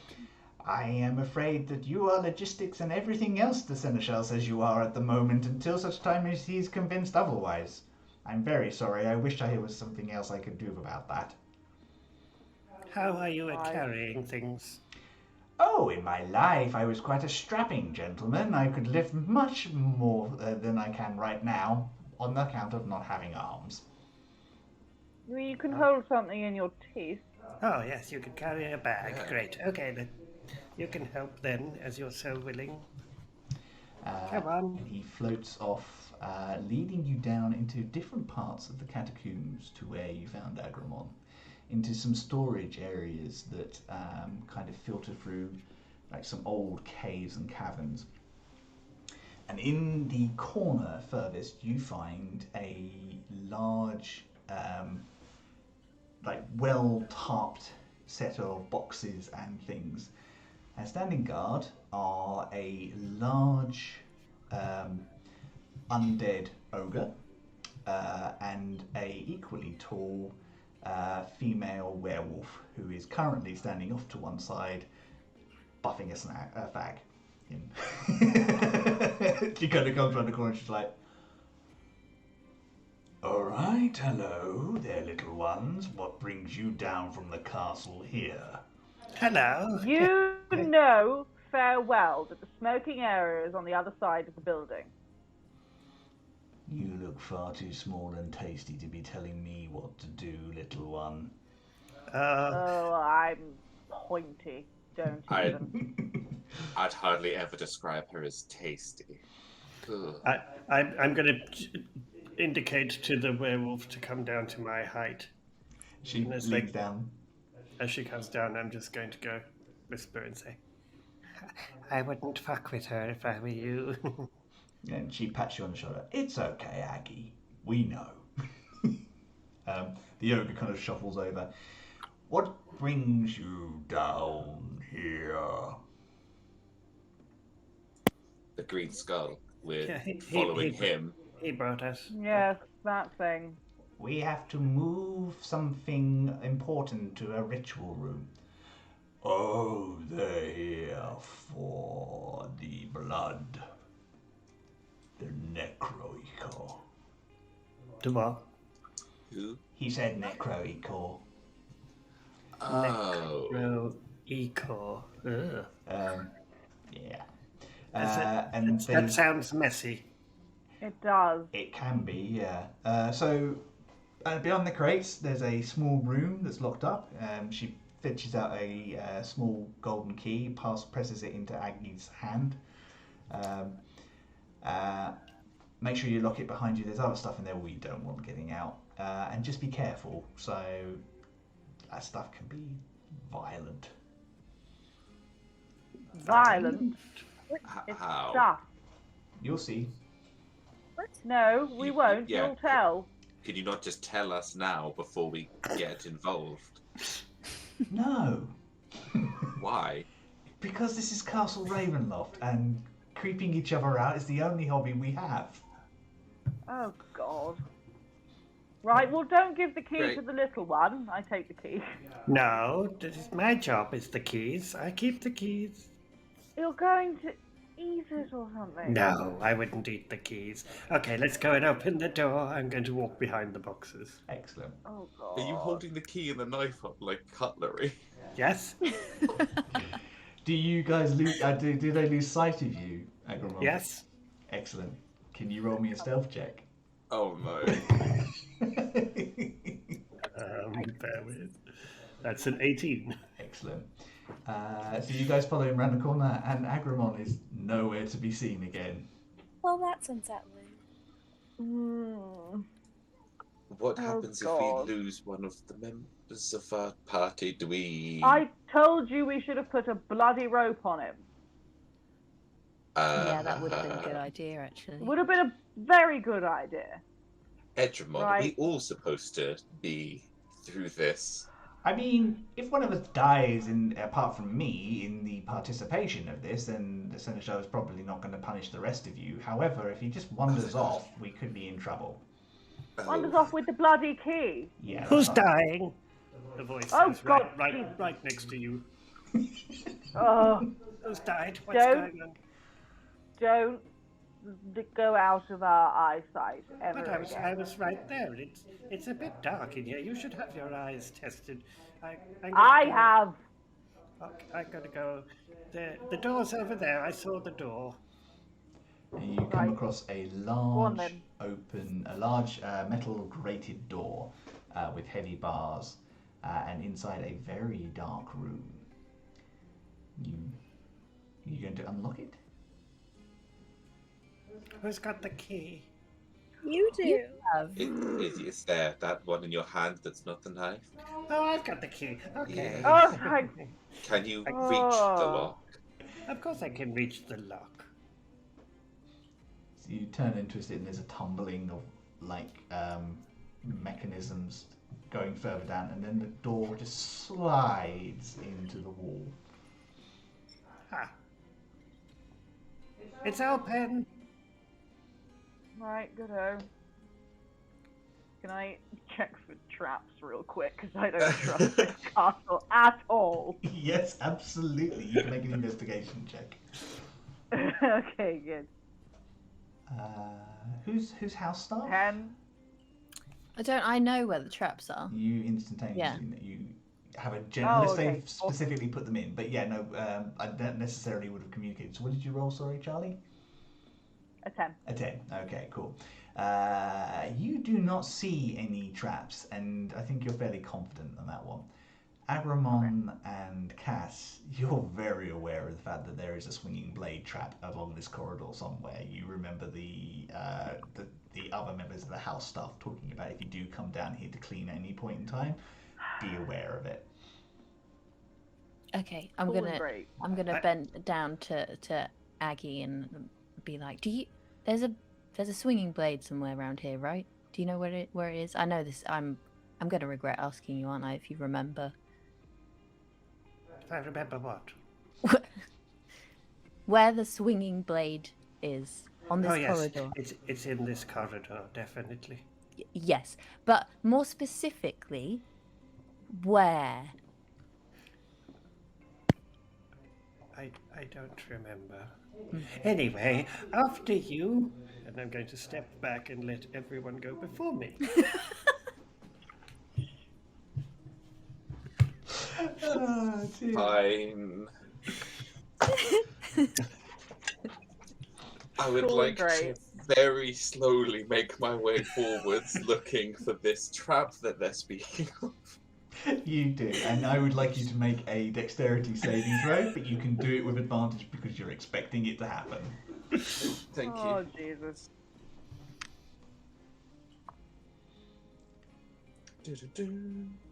So that's a 22, and the second roll is a 14. So 22, please. 22, yeah. Actually, you guys watch as Gus kind of steps forward tentatively, kind of like pressing his finger, and you see the latch go down, and I think it's at that point that both Cass and Agramon are like, oh, it's there! So as it swings past, Agramon's just going to tap Cass and go, it's right here. This is the one. Yes. Brilliant. That's been Thank here the you. whole time. Yes. Bloody hell. Right, What? okay. We just pointed it out. Oh, did you?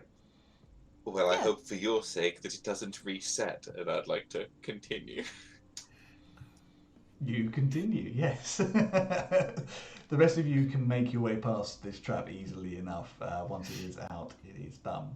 You find yourself in a very large antechamber with various vessels and pipes and things kind of leading into different apparatus. And in the middle of the room, on a raised dais with runes cast around it, are 3 halfling-sized containers made with gold bases, clear glass that go up to the top. Inside, you can see this swirling mass of red fluid that kind of seems to be thrashing around and trying to kind of break its way out. Well, that's pretty. Doesn't look very inviting. Hope that glass is strong. Oh, I'm sure it's fine. Could I have a look around the room and see if there's anything that looks sort of particularly valuable or important that is, like, I don't know, a jewel or something that looks particularly interesting and important? No? Okay, yeah, make an investigation check for me. See what you find. Oh, yeah. That's 20. Unnatural 20. Unnatural. A dirty 20. With that, you find like there's no jewels or gold or anything like that. This is not the sort of thing that's kept in here. What's in here? More like magically type things? This whole room is full of magical apparatus. There are things for making zombies. There are things for raising the dead. There are things for quickening the transformation of vampires and werewolves. The most magical thing in here is that platform, which specifically has defensive runes around it to try and keep something in. What you do find, however, as you're going across, is a small piece of glass in the middle of the floor. Like a broken piece? Broken piece of glass. Oh. And I think it's at this time you hear the... I'm going to look at That's Cass. not Could you me, stop? by the way. Yeah. Yeah. So Agramon looks at Cass, and as Cass says this, you kind of all kind of look over at Agramon again, and behind him, this huge pillar taking on a slightly skeletal figure of red ooze appears behind him and attacks. And that's where we're going to take our break. Ah! Yikes! Rude! Yikes! Zoinks, Shaggy. Yikes, Shaggy. We are going to take a 10-minute break so we can stretch and get some drinks and things like that. And we would like you folks to do the same. We'll be back at 5:05 for the second part of this wonderful one-shot. Thank you very much for sticking with us so far. We are having a lot of fun, and we hope that you are too. And we will see you shortly.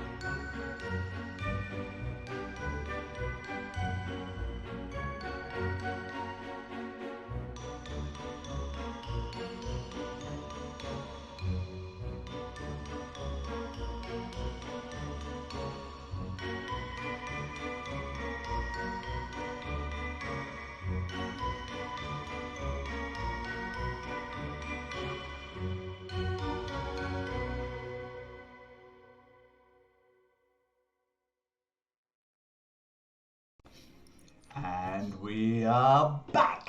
Hello. Thank you for being with us. We are Hello. back from our break. Everyone has fed, watered, and stretched. I hope you've done the same. Before we went into our break, our strange group of mismatched heroes, with a big inverted comma, were set their second task to go and retrieve something called Necroichor from the base of the castle. Once inside the actual room that contained the Necroichor, Agramon, our strange little rogue, did an investigation and found a piece of glass.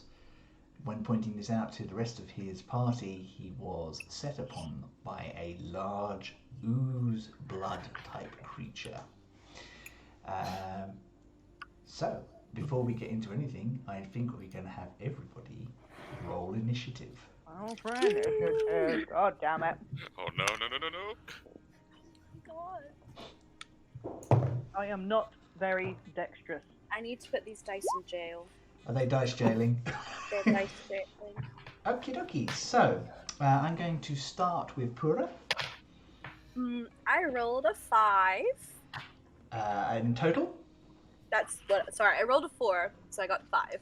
Fair enough. That is okay. So, Pappy will go there. And Charlie, what did Iris roll? Iris got a 16, and I also just want to apologise for any noise people hear. This one has decided now is a great time to chew her antler. That is perfectly fine. Any weird noise, it's her fault.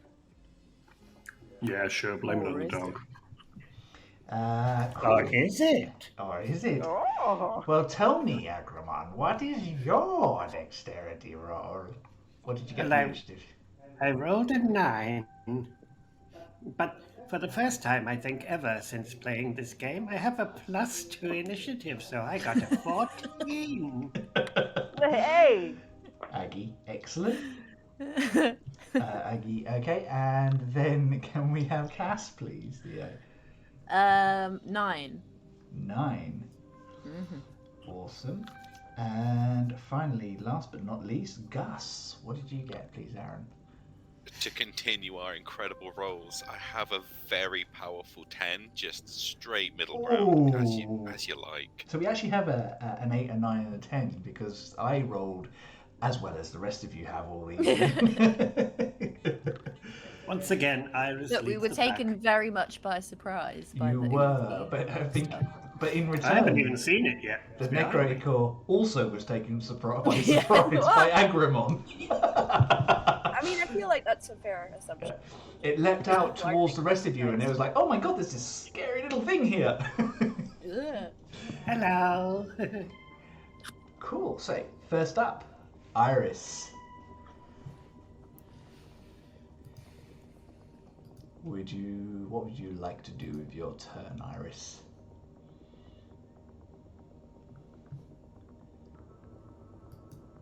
Charlie, can you hear me okay? Sorry, I was muted. My turn to be muted at that. Yes. There's always one. Yeah, it's not There's me. always one. And it's not Chris. It's not me. Woohoo! Yeah, sorry, my bad. I'm gonna first of all switch to. What is that? That is an action. Okay. First thing I'm gonna do is get spooky. So, big claws are gonna happen. Big teeth are gonna happen. Jet black spooky eyes are gonna happen. And I'm gonna primally savage the thing in front of us. I see you're casting That's the Primal. first thing. Excellent. So you're casting Primal Primal Savagery. Yay, excellent. Yeah. That is. Is that a feature of your race or of HR? Oh, it's of HR. I thought so. All HR representatives can do this. You should see an accountant. Okie dokie. So, what would you like to do next? Does that give you an attack as part of that action? Yes. Yeah. But I don't think it's going to do anything because that was a 6 to hit. A 6 in total. So yeah, you kind of make yourself large and claws, and you rush towards this thing and slash out, and it just kind of back out of your way as you kind of get close. Actually, not recoiling from you, recoiling from Agramon, which it was not expecting in the first place. Ooh. I will, though, as my bonus action, can I hex it whilst I'm pissed off that I missed? Of course you can, yeah. It is hex. Okay, nice one. Yeah. That will make it Aggie's go.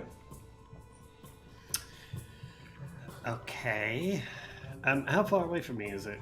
Is literally looming over you at the moment. Okay. So I am going to, as my bonus action, I am going to give myself steady aim, which allows me advantage on my attack. Yep. It's ranged attack specifically, steady aim. Does it not say that? No, next attack roll on your current turn. Ooh, that's a bit nice. And so I am going to take out my short sword, which is only about an inch bigger than my dagger. And I'm going to turn around to the looming thing and look at it and say, hello. Oh, you look threatening, and go and stab it. And I'm going to do a, let's see, that is a, sorry, I've lost track of my thing. A 24 to hit. 24 will definitely hit. Wait, that wasn't a natural 20, was it? No, it was, No. yeah, it was. Okay. And so I'm going to do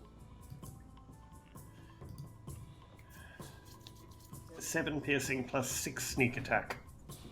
Nice. Yep, that's 13 damage. You kind of slice into this thing, kind of cutting away some of it, which kind of falls to the floor and just kind of and kind of makes that consistency like blood hitting the flagstones. Agramon almost, I was going to say almost absent-mindedly, but that kind of describes him in general. Agramon has a look at the part of this creature that's dropped off and dribbled away and just goes, oh dear, someone's going to have to clean that up. And then I'm just going to look at him with a completely vacant stare because I can't do anything else. Fair enough. Kind of watch this little tiny man leap into action, slice a chunk of this thing off, and then just stand and look at it afterwards.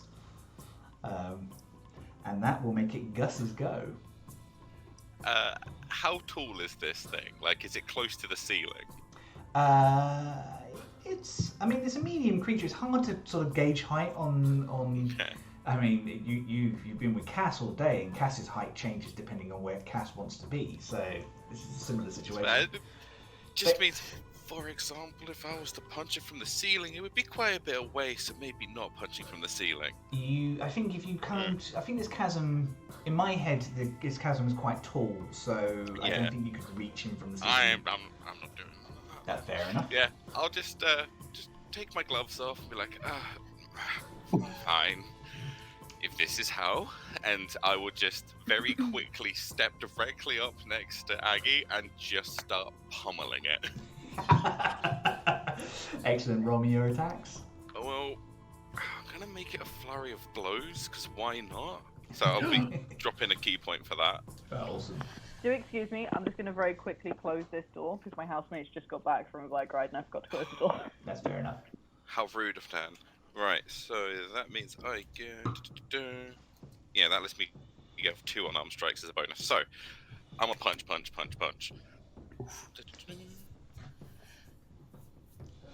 Putty tat! It's jumped. You're not paying him enough attention, that's what it is.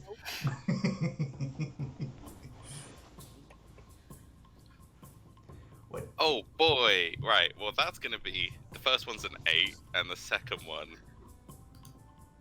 The second one's a nat 20, so I'll accept that one. Nice. And what about your third one? And... Well, it's 4 total.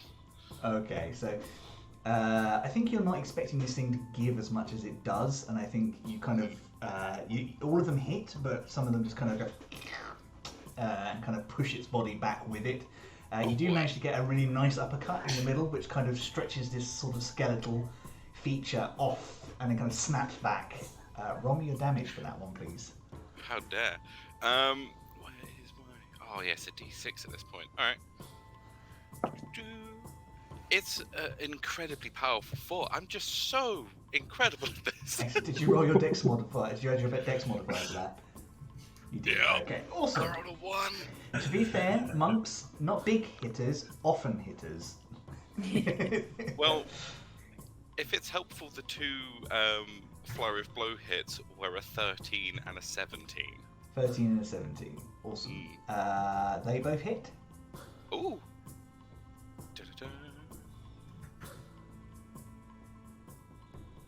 Well, okay, that's a 9. Sorry, an 8 and a 4. An 8 and a 4. Sorry, Aaron, I'm a bit confused. So how many attacks did you have? Did you just have... It's 4. I got... So, first one missed, natural 20, 13, and a 16, I think that awesome. was. So you rolled damage 3 times. So it's a 4, 8, and what was the last one? A 4 as well. A 4, 8, and a 4. So 16 in total. I'll leave it at that for now and just look quite satisfied with basically rolling in and slapping this thing. Just like... Did you do it while holding your 2 white gloves in one hand? They're tucked neatly into the pocket. They're out of the way. I'm not getting those dirty, no. Dear, that will make it Cass's go. Okay, I would like to cast Shatter, please. Ooh, are you going to cast? Are you going to focus? Well, can I cast it because it's a 10-foot radius sphere? Can I cast it behind the gooey thing so it hits that and not necessarily these two, or are they too close for me to avoid? No, I'm perfectly happy. You know your magic well enough to be able to do that. That's no problem whatsoever. You are a smart fellow.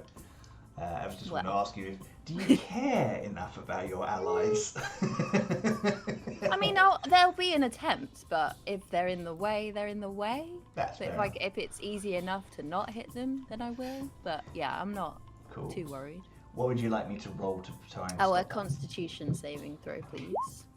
It is a very high 8. That's not enough. Story of our night. Yeah. So that's 3d8 thunder damage, I think. Yes. The big whammies. So that's 12 thunder damage. 12 thunder damage. Thank you very much. You kind of watch this. I mean, this is your magic. Please, let me know how. So once again, he has to do a little rooting around inside his own body to find his arcane focus to hold and concentrate. And then that's a little gross. Well, says you. With all of this. Anyway, all of it. Who said that? Anyway, so you find your arcane focus.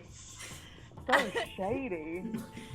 And sort of a ball of concentrated lightning energy appears behind this oozy thing. That's not me.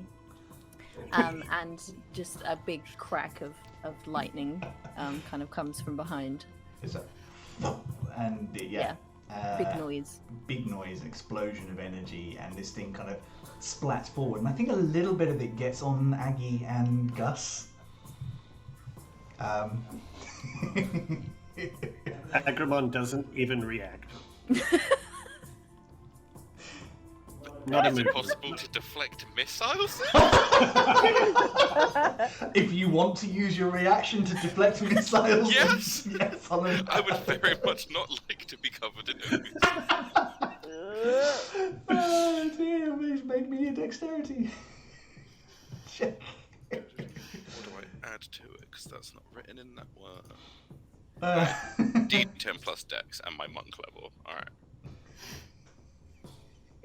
So you reduce the damage that is 0.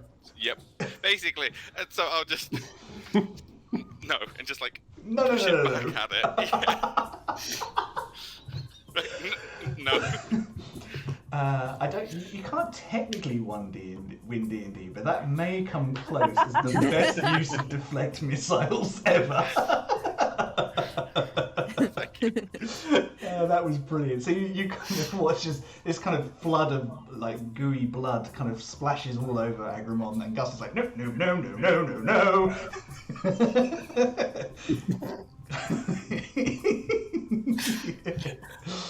Oh dear! Just throwing this back at the thing, which kind of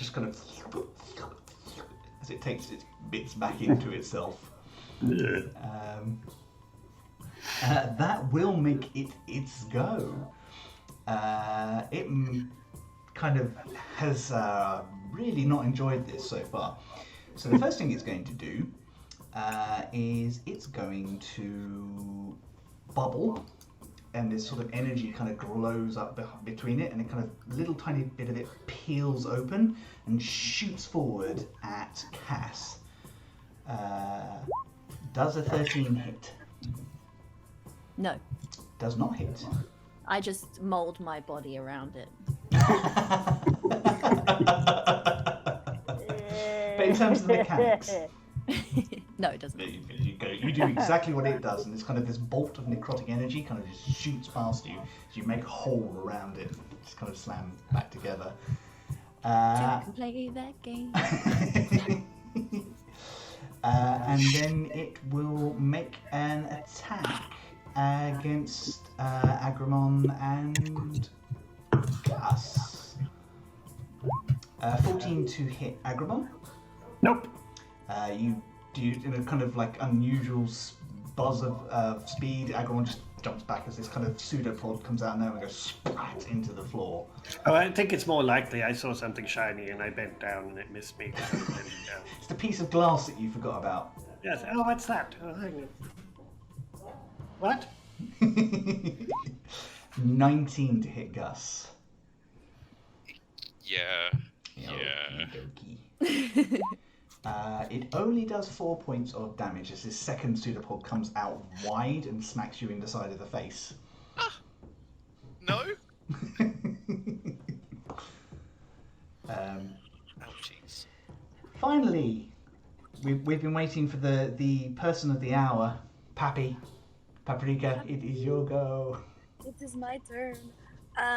So I am going to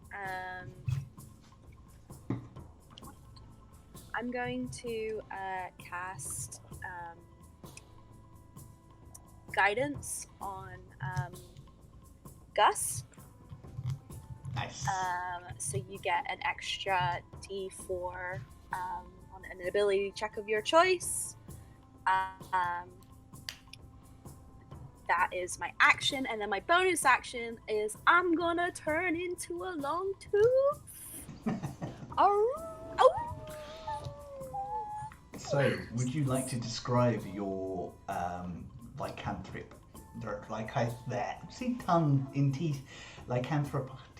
transformation? So imagine a werewolf, like super cool, super muscly, and then forget all of that because Paprika is like this horrible half in between werewolf. He's not quite a werewolf. He's kind of like a shit werewolf, but like he's got longer teeth and he's got trying balls. his best. He's trying his best, and he does bulk up a little bit. So he's usually quite like skinny and lithe, but he gets like a little bit bulkier, and like some of the kitchen scrubs kind of rip a little bit, but like not all the way. He's not like gonna like rip out of his stuff. Not Incredible Hulk in it. No. But he does get a little bit more, like his snout gets a little bit longer, and he's got more teeth, and he just sort of goes sort of more onto all fours with his like elongated like arms. He's like, it's like Have you ever seen a maned wolf and how their like limbs are like really long? That's kind of what he's got going for him, but it's all like out of proportion and kind of gross. I imagine him like an Irish wolfhound. Yeah. Oh. Like, he's not all, that like fluffy. all limbs. Limbs. That's canon. Yep, that's it. He's basically a church grim. Excellent. So you guys hear this howl, and all of you have experienced werewolves enough working in this castle for as long as you have, and you all turn to Paprika expecting, yes, excellent, a werewolf on our side, and what you get is a overgrown puppy. But Pappy is trying. He's trying. Oh, marvellous. This explains all the hair in the food. Oh, God.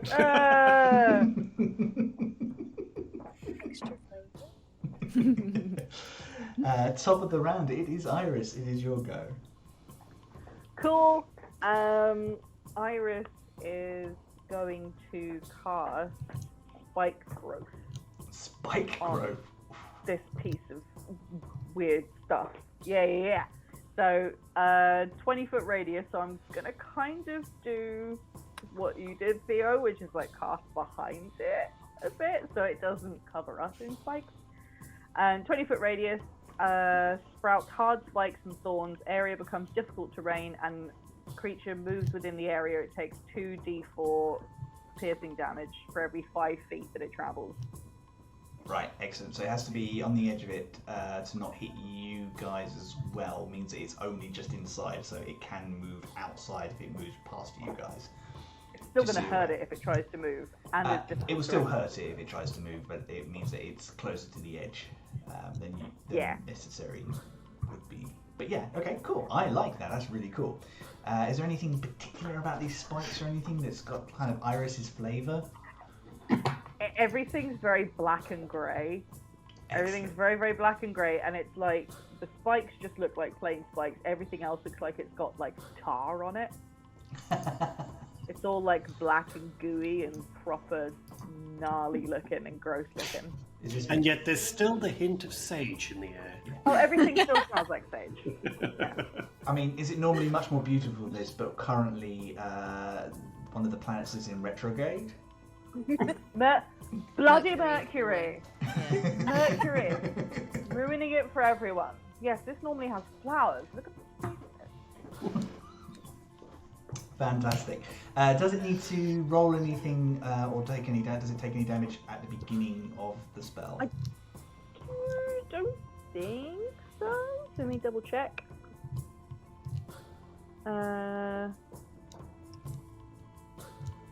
No, I don't think so. Okie dokie, excellent. I think it's just starting to trap it a bit. Yeah, that's good. Cool, excellent. Anything else you'd like to do? No, I think I've already hexed it. Yeah, that's true. Yeah. Oh yeah, so if it does move, then it takes those 2d4 and my hex damage. Nice, excellent. Aggie, it is your go.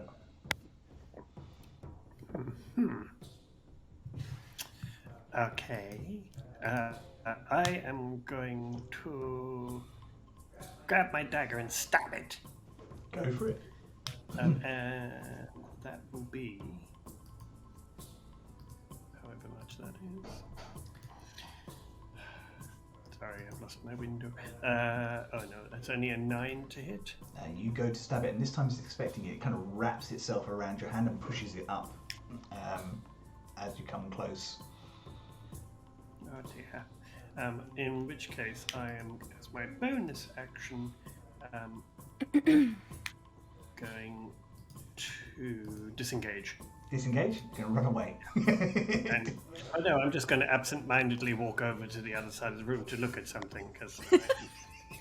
And I think there's enough intelligence in this thing that kind of looks at you with this expression that says, "Excuse me? We're fighting here." No, I think I remember this bottle from a different place. And that's the end of my go. Excellent. Gus, it is your go. You're muted, mate. It's alright, it happens to us all. I thought I had left my mouse where the button Chris was. now. I clicked, expecting it to unmute myself, and remembered I'd left it on that screen where I was reading up how one of my things worked. So yeah, I'm a little worried now that I'm at the front on my own, so I'm just going to lay into this thing as much as I can. Yeah, you're not entirely on your own. Iris is right next to you, so... I might as well be on my own. Sassy. Wow. Okay, Charlie, do you still have the shade button? I need to find my shade button. I can get it ready for the next shade. Well, so I'm gonna do the same. I'm gonna flurry of blows and just throw 4 slap punches into it again. Monks are gonna monk. I mean, why would you never? You have the option to. So let's do that one. Ooh, all right. So 11. Does not hit, I'm afraid.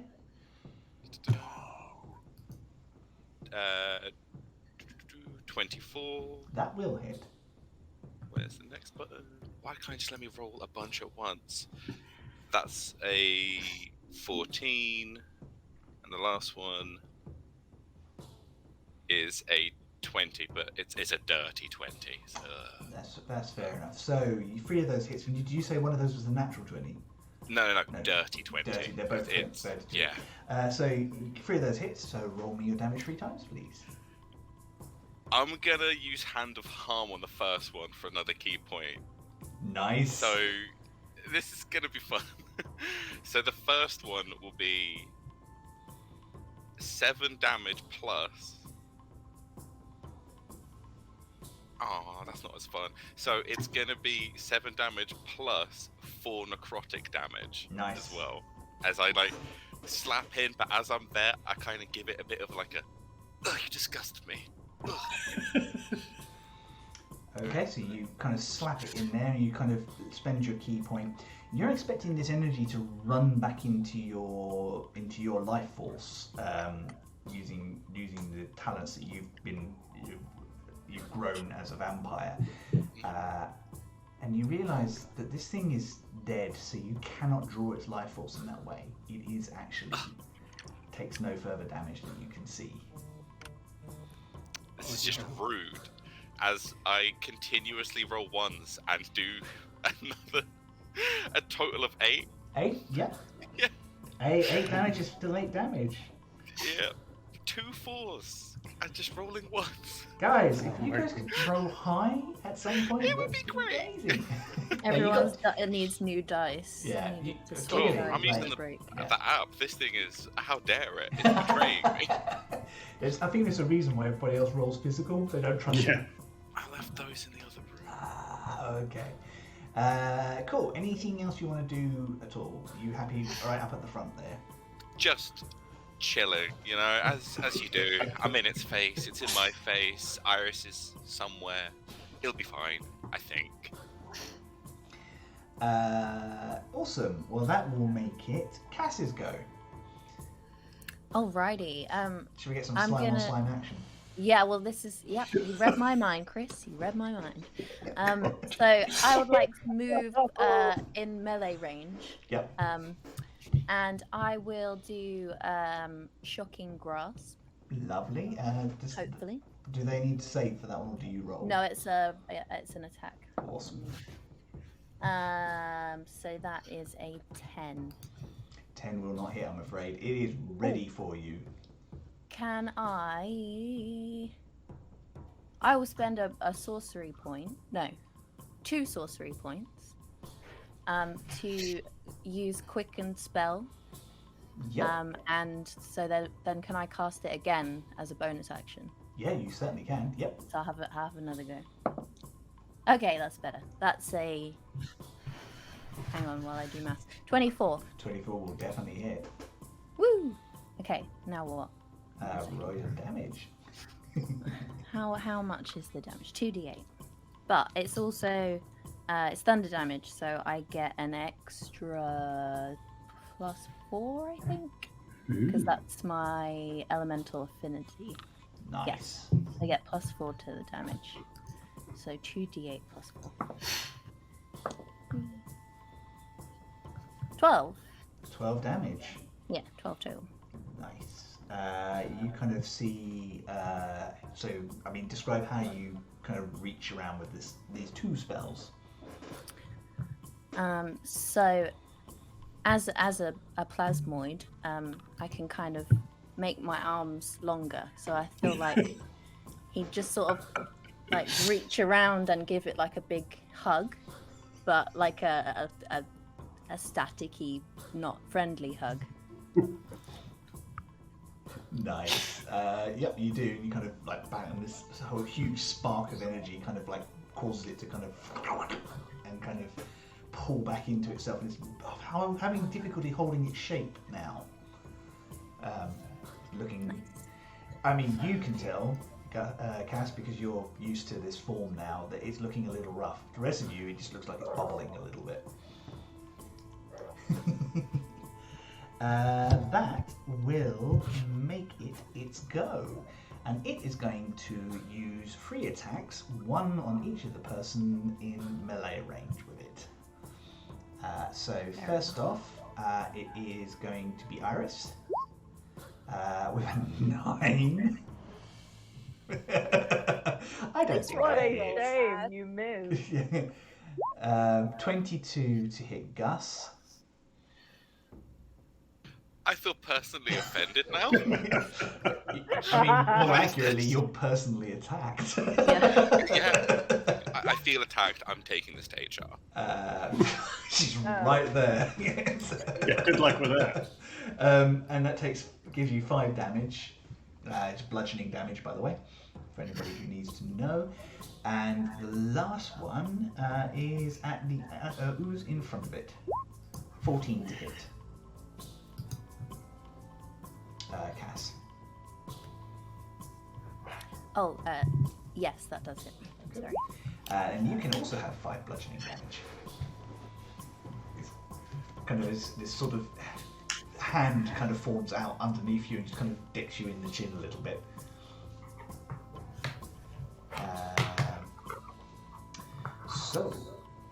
I think. Shall we get back to sorting out this ooze? We just wrapped up its go, and it is Pappy's go. So get in. I'm not like within melee range of it right now, am I? Oh no, but you can easily get there if you want to. I'm going to use bestow tail on myself again. So I'm going to use one of my bardic inspiration dice and see if I can get something cool. I'm going to talk to my ancestors and be like, guys, come on, please. I rolled a 4, which is the runaway. Target, you immediately use its reaction to teleport 30 feet to an unoccupied space. Sorry, excuse me. Cool. So who would you like to move?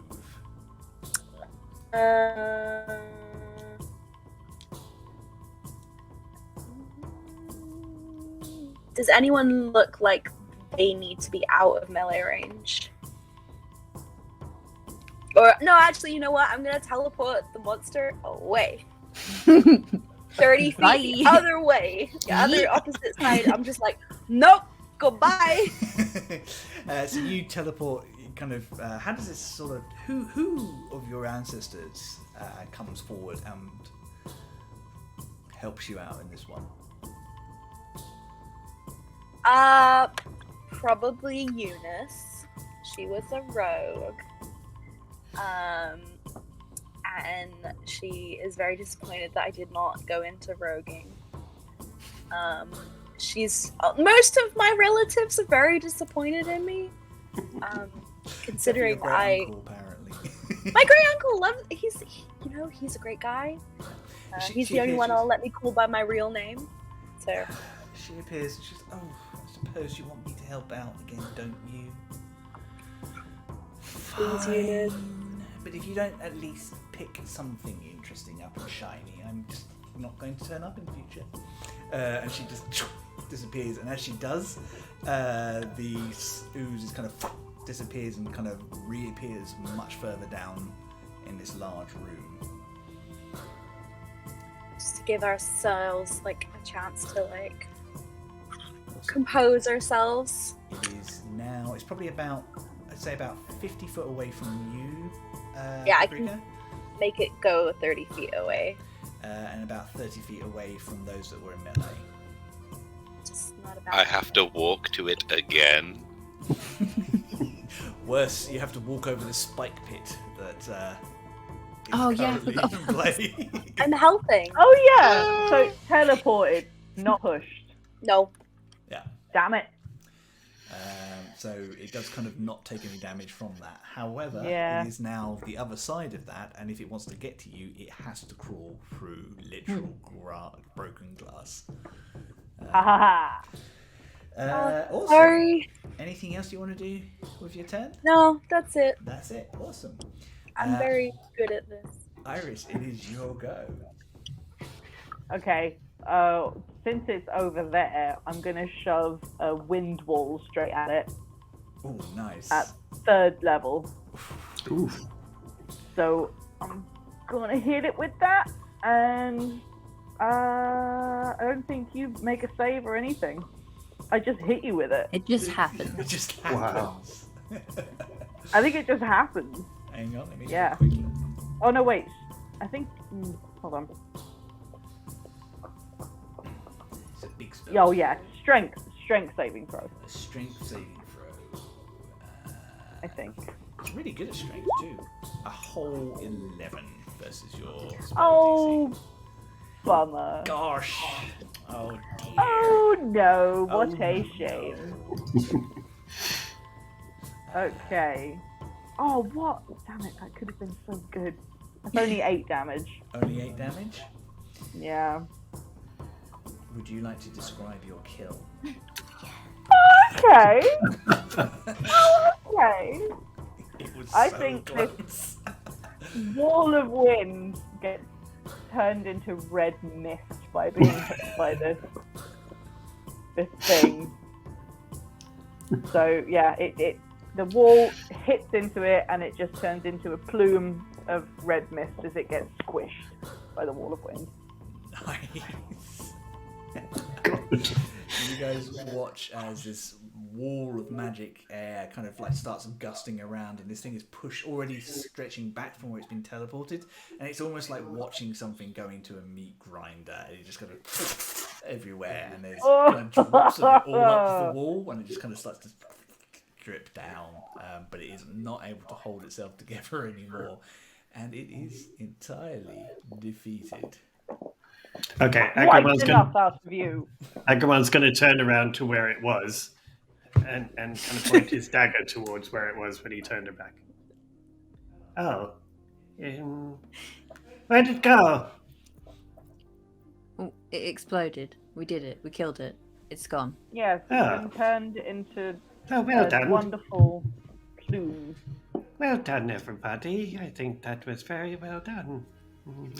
That was probably the most fun I've had in a small while. And I'll just like turn away and then like swap my mask to the smiling one and turn back and be like, that was excellent. Help? Deeply unnerving. What a beautiful smile you have. Thank Right, you. I good made God, it let's myself. get. Scoop Do we it have up, to get put it that back in the in the container now? That is a Like very it's good all over the floor. question. Yes, it's rather scattered now. Could you just like vacuum it up? Anyone got a dustpan and brush? Well, it's a liquid. Surely we'd want some towels. Does anybody have any Has anyone towels? got a towel? Excuse me. No. Where's that werewolf that was smoking a fag? Out of earshot, and down the Oh corridor. God. You are on your own for this one. Wait, let me have a look in my bag. Would I be able to like put myself over it and sort of But then would I be able to differentiate that from my ooze? Do you know what? Yeah, I'm would it gonna be like let you try that, and I think I'm going to ask from you is a Constitution saving throw because it's about yeah. holding your physical self away from this thing. So it's almost like I'm not very. Well, also, I've got a water skin, so you could pour it into the water skin. I'll decant it into the water skin There once you go. I've got it inside. I'll hold it for you. My hands are only Okay, that's a shaking a little. 14. there are 3 canisters of this stuff still on that platform, by the way. Oh, I just assumed we needed all of it. It's a good assumption to make, but yeah, just so you're aware of the fact that this is not the only piece that you need. Oh, yeah. Okay. But we don't want to die. Last? Huh? How long do your spikes last? Hold on. Let me have a look. I don't want to go near that. It's concentration, so Okay. I stopped concentrating on it. Fair enough. Yeah. So, Thea, what did you roll? I got a 14 A for my con 14? save. Yeah. Oh, no, it's down to the dice, God. Thea. Oh god. I'm gonna sick up. You are ooze, not aren't taken I? over by the necrotic core. You are able to hold it and pull what you pick up, and you That kind of was watch an this option? Yeah. Oh my god. Yeah, I didn't really think about that before I did it, honestly. Red bubble of ooze appear inside Cass. I do a little burp. Like, And then you kind of slug over, and how do you decant it? Because it's now inside you. Just kind of how physically do you make it look? I think, as gross as it is, it's just gonna vomit out of him. I think. So you kind of make this mouth kind of stretch out and just go. Bleh. Yeah, like a funnel sort of. Yeah, nice. Yeah. Like a teapot. We apologise to anybody who's kind of that grosses out a little bit, but it's quite funny. You're like a really gross teapot. like a teenage boy who's drunk too much on his first night out. Yeah. Cass vomits his blood stuff into this decanter and has to stop because you realise very quickly that a wineskin is not quite enough to contain all of this. I have switched to a disgusted face.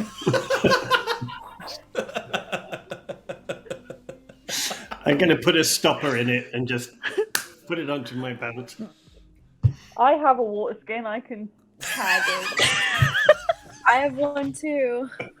Okay, we just keep trying. Wait, how much is remaining? Roughly. Do you know what? But for the sake of argument, I'm going to say 5 water skins is roughly enough to get enough of it. Cool. Okay. So all Pour of you... mine out. I'm like, someone else hold it, please. I'll take it. I'm I not- don't no. mind. Yeah, thank you. I'll just tie all the water skins to my waist then. This It's little. has two effects. One, it's really unnerving because now every time he moves, he sloshes. Ah! We can keep better track of him that way. So having a bell on you his can collar. keep better track on him whilst he is like this. As There we're we filling go. that sort of stuff, I like de-transform halfway through with like this horrible bone clicking, and then just like straighten up and like, yeah. Did someone interrupt you halfway through transforming? No. Oh, that was it? Yeah. Oh, it's very characterful. I've never seen myself. I haven't really looked in the mirror when I do it. I wouldn't, darling. But just as well, there aren't too many in this place. We don't mention the M word, please. Some of us, you know, we can't. Oh, you can. You're Some not of us that are. ugly. You can't even see my face. Well, that's because you're wearing a mask. But Yes. I know, Wait. Okay, there we go. But Why are No, you I wearing a mask? Because it shows how I'm. Yes. This is it. Everyone wears a mask. I'm just I mean- wearing mine more openly than others. Maybe metaphorically. How very conceptual, but why are you wearing a mask? I just said What's You underneath the mask? Are you my grossly face. disfigured? Well, then let us see your face. no. only myself, if I am ever able to, and his dark, sweet lord is allowed to see what this sweet visage is. Have you shown Oh, his dear. organ? Yes.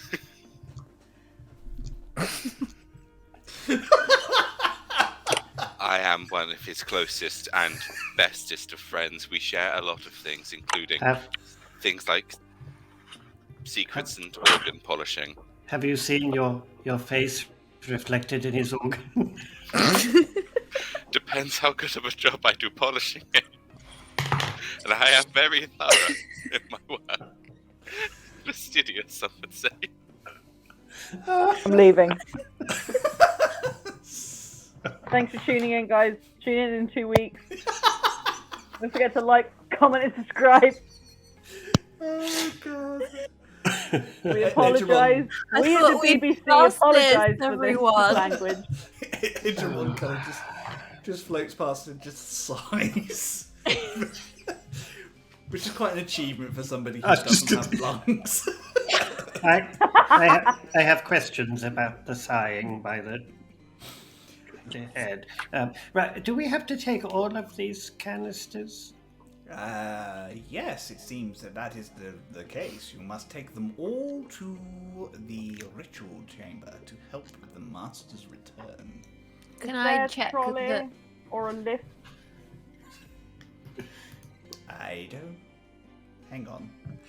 Make a history check. I think Agramon and Cass can do this with advantage. Okay, that's good because I got a 6. So. Ooh. Okay. 16 plus 0. 16. 16. 19. 19. There it is, and as soon as you kind of mention this, I think Pappy, your ears perk up. There is like a lazy Susan allowed to move food from one floor to another very quickly. In fact, as soon as they mention it, I think Paprika, you're like, oh yeah, I use that, and you know exactly where it is. I use it too. Oh. Why? You really shouldn't. It's very unsanitary. Oh no, it's all right. I don't mind. No, for the food. No, I don't. I taste things that travel in there. But I Why? don't travel on the food. That would be unhygienic. Thank you you. use I'm it to glad travel. someone. Do you travel yourself? Well, it's a very long way from the crypts all the way up to the tower. Right. Okay.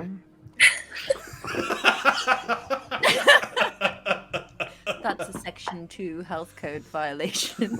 Absolutely. So, Right, okay. So who's Before who's we move strong? the vial container things, can I check them for cracks? you can, yes. Make an Is that investigation. check. investigation? Yeah. Sorry. I should probably tell you what you need to roll before you roll the dice. 14. 14. Yeah, you find the crack and where that missing piece of glass goes. There is still most of the ichor in there. I use mend Yeah. immediately. Oh, why didn't we do that? And then I could have just put that back in there instead of using 5 water skins. Oh, yeah. Not to mention vomiting. Well, I mean, I 5 still would have had to waterskins vomit worth it of- in there. Well, I mean, I That's didn't have fine. to, but that's what happened. Well, vomit was never an option. It was happening. Yeah. There you go. I don't There's know. your quote How for else? today. If anyone wants to clip that, vomit was never an option. Oh no. I think there's many Oh, opportunities no. for clips from this stream. Yep. Yeah, absolutely. So yeah, you seal that up. You can spend some time with it, make sure it's sealed up. The Necro-Ichor inside is actually a lot more passive. So this is obviously got out. It's probably been damaged when it was being moved in and got out and hidden up to that point. It also makes you realise that if the whole thing had got out, it would have been a lot more scary. Okay, so we have to use caution, everyone. So Do not break the glass. How heavy are the canisters? they're about halfling sized in general. They seem to be quite compact. Probably. An estimate. They're reasonably heavy. Any of you could carry them, providing you've not got a strength of like 6. So, That's okay. That's fine. Yeah. But it might. Do they weigh more than 10 pounds?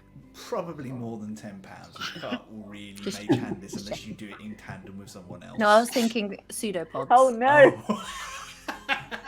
I love that. However, what you could do, actually, roll me a general intelligence check, everybody. Everybody. Mm-hmm. I'm not used to being not smart. I know. You're missing 18. Eugene. Yeah. 15. 15. Oh, that one! No, I thought it was going to be a 20. I thought it was a 15. I was like, no. His dice is in jail now. You were so proud of that dice to start with. I know. I was like, look at my pretty new dice. The I blame betrayal. I blame Zach also. Look. Zach, if you're watching, I blame you. It just needs, Yes, it just Zach. needs evil spirits exercise, so put it in the fridge for a couple of days. Yeah. Sorry, what did everybody else get? I just heard numbers and then they went out of my head because 18 for Iris. 18, I think I got a 15. 15, I picked the dice up and... I got an unnatural 20. unnatural 20. Just a good 13. Very 13. lucky. Feeling good with that one. Excellent. Yeah. Agramon comes up with the idea first. Cass may not be able to carry all the canisters, but the nature of what Cass is, if Cass is willing, you could use them as a pseudo runner, which means moving them across the floor would be a lot easier. You'd all have to carry it, but it'd be a lot easier for everybody. How much slime do you leave behind you as you go? Very little. God, I hope not. Yeah. Cass, would you just lie down? Why? Because then we can roll the canisters on you, and it's easier to move them. Done with such tact. I think those of you that got over 10 at that point realised, oh yeah, that would work. Agramon is going to do a alarmingly creepy smile at Kaz and go, Please? Oh, God. Okay, if you promise to never, ever, ever do that again. Okay.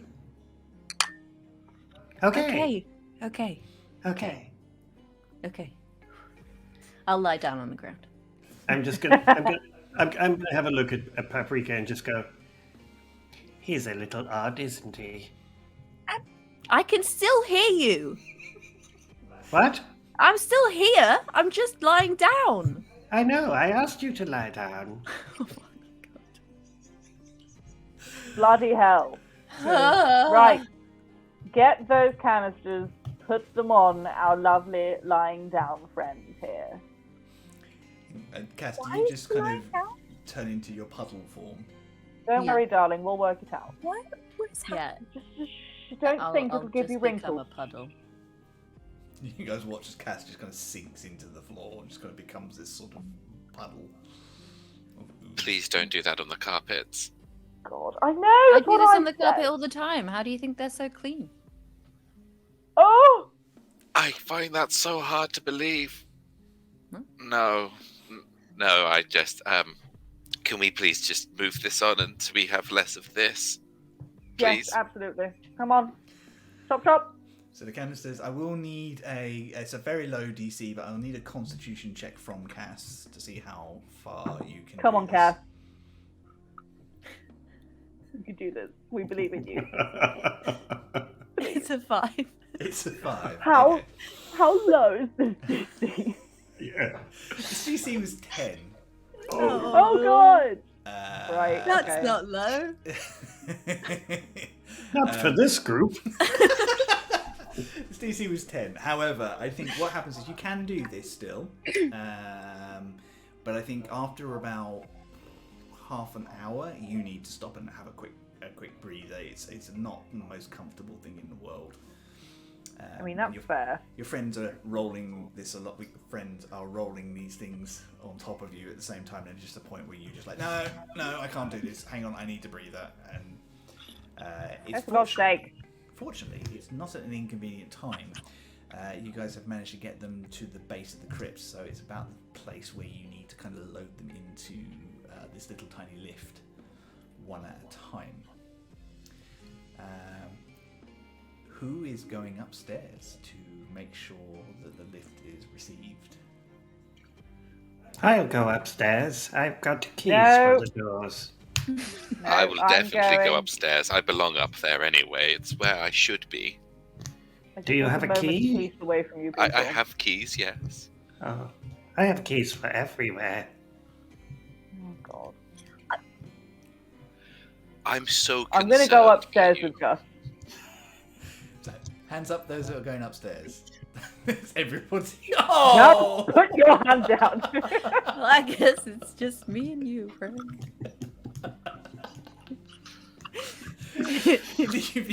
Actually, I'm gonna stay downstairs with them. So you talk about Please. going upstairs and then you just don't go?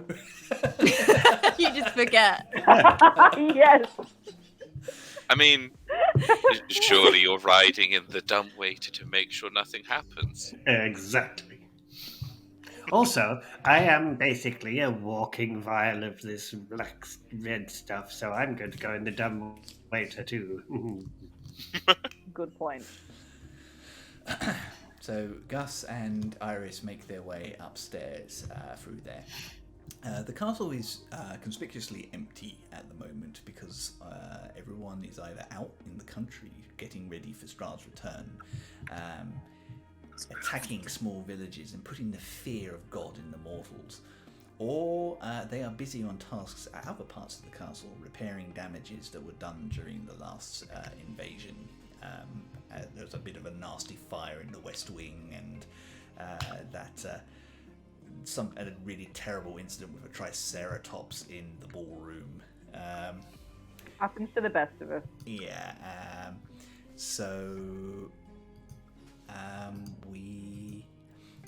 You find your way. You make your way up and face the dumbwaiter in the dining room, where there are actually some accoutrements that have been left out.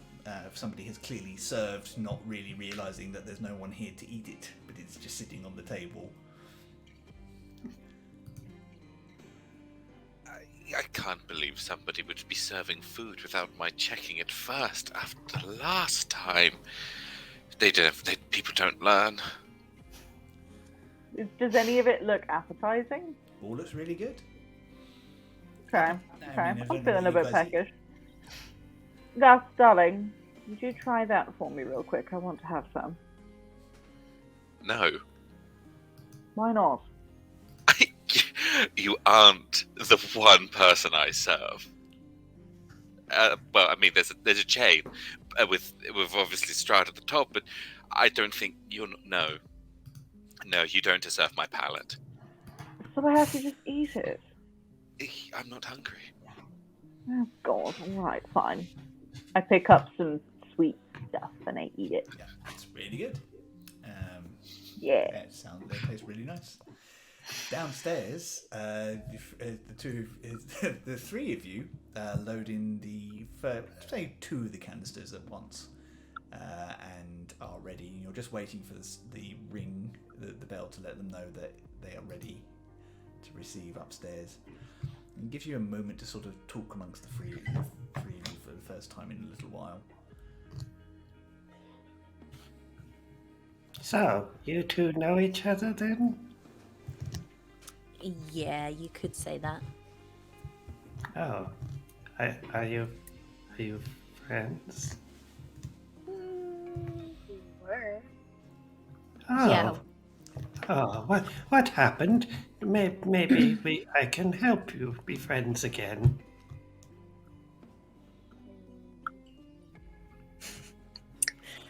Well, it's all his fault that I'm Entirely? all of this. Not entirely. There was a plan. A simple, very planned out plan. You know I'm not good at that kind of thing. Yeah, I mean, I guess it was our mistake to leave you to your own devices. But there was a plan, and all you had to do was turn up at the right place at the right time. And then when I needed you, I gave the signal. There was nothing. You weren't there for me. And now half of our group is dead. And I'm in this disgustingly hideous body instead of my beautiful perfection. You're still beautiful. I mean, if Ooze could blush, he would be. I mean, you're very, very useful. Look at how helpful you've been because of your interesting shape. I mean, Look, it wasn't my thanks. fault that there was a stew that just smelled like it needed some love. And I will admit, I did get distracted. But it's always been my dream to be a chef. I didn't want to do this adventuring stuff. My mother pushed me into it, honestly. She can be very persuasive. And now that she's dead, she still is in my ear all the time because Yeah, I mean, that does got that sound, going on. that does sound pretty horrible, to be fair. I didn't want to be a clairvoyant. I wanted to be a pastry chef. You know? Yeah, the I mean, I number- can't number be of mad times at I've you. heard that. I mean, I suppose I can't be mad at you for following your dreams or whatever. Just Thanks. really inappropriate timing. Yeah, I mean, it could have gone a bit better, probably. You see? Look, you're both understanding each other. Let's have a group hug. No, don't touch me. I think it's about this time that the bell rings. The bread- As soon as the bell rings, Agramon is going to turn around and walk towards the nearest staircase. Where are you going? There's somebody at the door. No. Come back. What? Why? The bell is for the lift. Remember? Oh, yes. I've got to get the lift. Yes. Yes. Okay. There's Better no go on a doors. ride. No doorbells down here. You're No? fine. No. Oh. No doorbells. Okay. There is a clump and a thump and a whir as something internal starts to move as you close the shutter. And actually this sort of noise comes from within. I apologise to That's any of our viewers unnerving. for not warning them about that. Trigger warning. Oh, sorry, I didn't think that would be, but yes, sorry guys. Trigger warning, arousal. And you watch as the lift disappears up into it. A few minutes go past and it arrives with Iris and Gus. And I would say Edramond is kind of floating alongside the two of you. And the two of you have to empty it with Eddie. Eddie kind of going, "You can do it, put your backs into it." Don't tell Oh my me what god, to is do. he a cheerleading skull? Lift with your... He is a pom-pom. Yeah. Lift with your knees, not with your back. I'll Don't do what tell I me have what to to get do. through this. Good God. You manage to unload the last two and send the lift back down. Which I arrives- take a long time doing the one that I'm unloading That's fair enough. because I have foolishly accidentally eaten some processed sugar and now everything is out of alignment. Do you need help removing what you might consider an affliction? I mean, unless you've got several keto smoothies on you right now, I can't detox I fully. using the So I'm going power to. of I'm pressure sorry. points, I'm going I to. can I'm going cleanse to. you. I need to sit down for a moment. I feel like some of this is echoing down the chute to you guys down below. Lifted up your ear. That's so cute. Do we want to give them a little time on their own, perhaps? I'm not No, sure. it's your turn. Go. Okay. And I'm going to climb into the dumbwaiter and set it off. You have to wait for it to come back down. It takes a little while, and an awkward conversation about pressure points and where you are allowed to touch people. And it eventually comes down, and you load up the last canister and Agramon. You can unload him. Oh. I'm perfectly Can't he capable unload of getting out myself, thank you. Don't drop any of them for the love of Satan. I'm fine. I got out.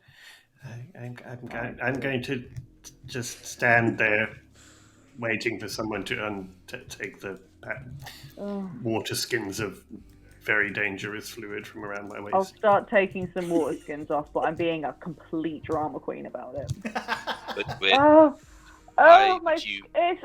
Everything feels. It all just feels so sensitive. You realise we're not at the ritual chamber. This is the dining room.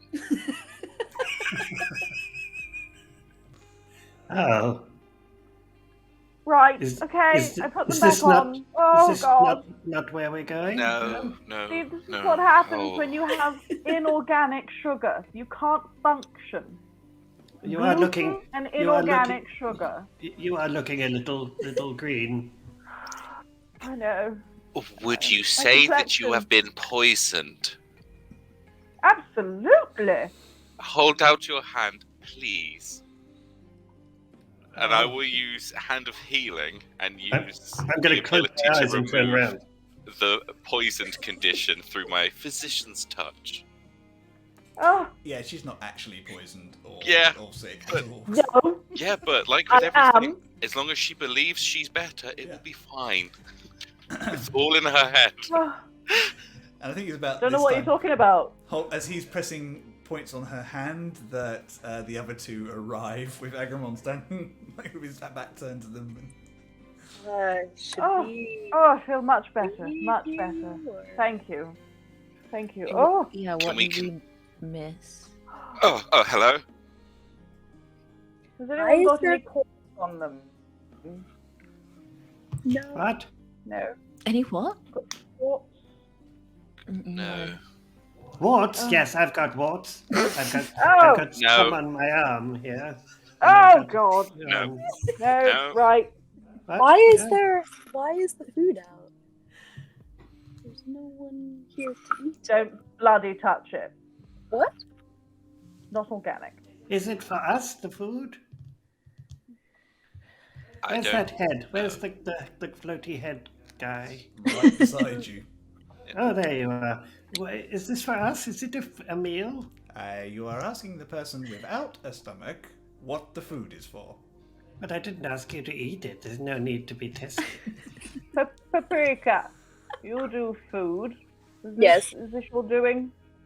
I've been here this whole time, so no. You can roll an intelligence check with advantage, though, Paprika, if you want to. Or a wisdom. Yeah. I think it'd just be intelligence.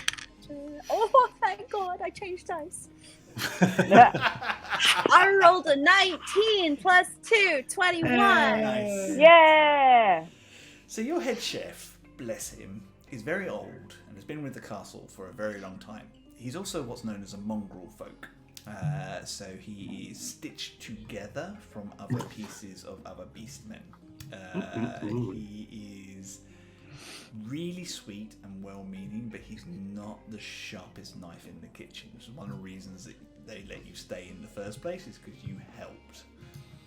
He probably still is serving up meals for Strahd and his guests, even though Strahd has been dead for months, and you've probably been helping him prep these meals this whole time. Oh.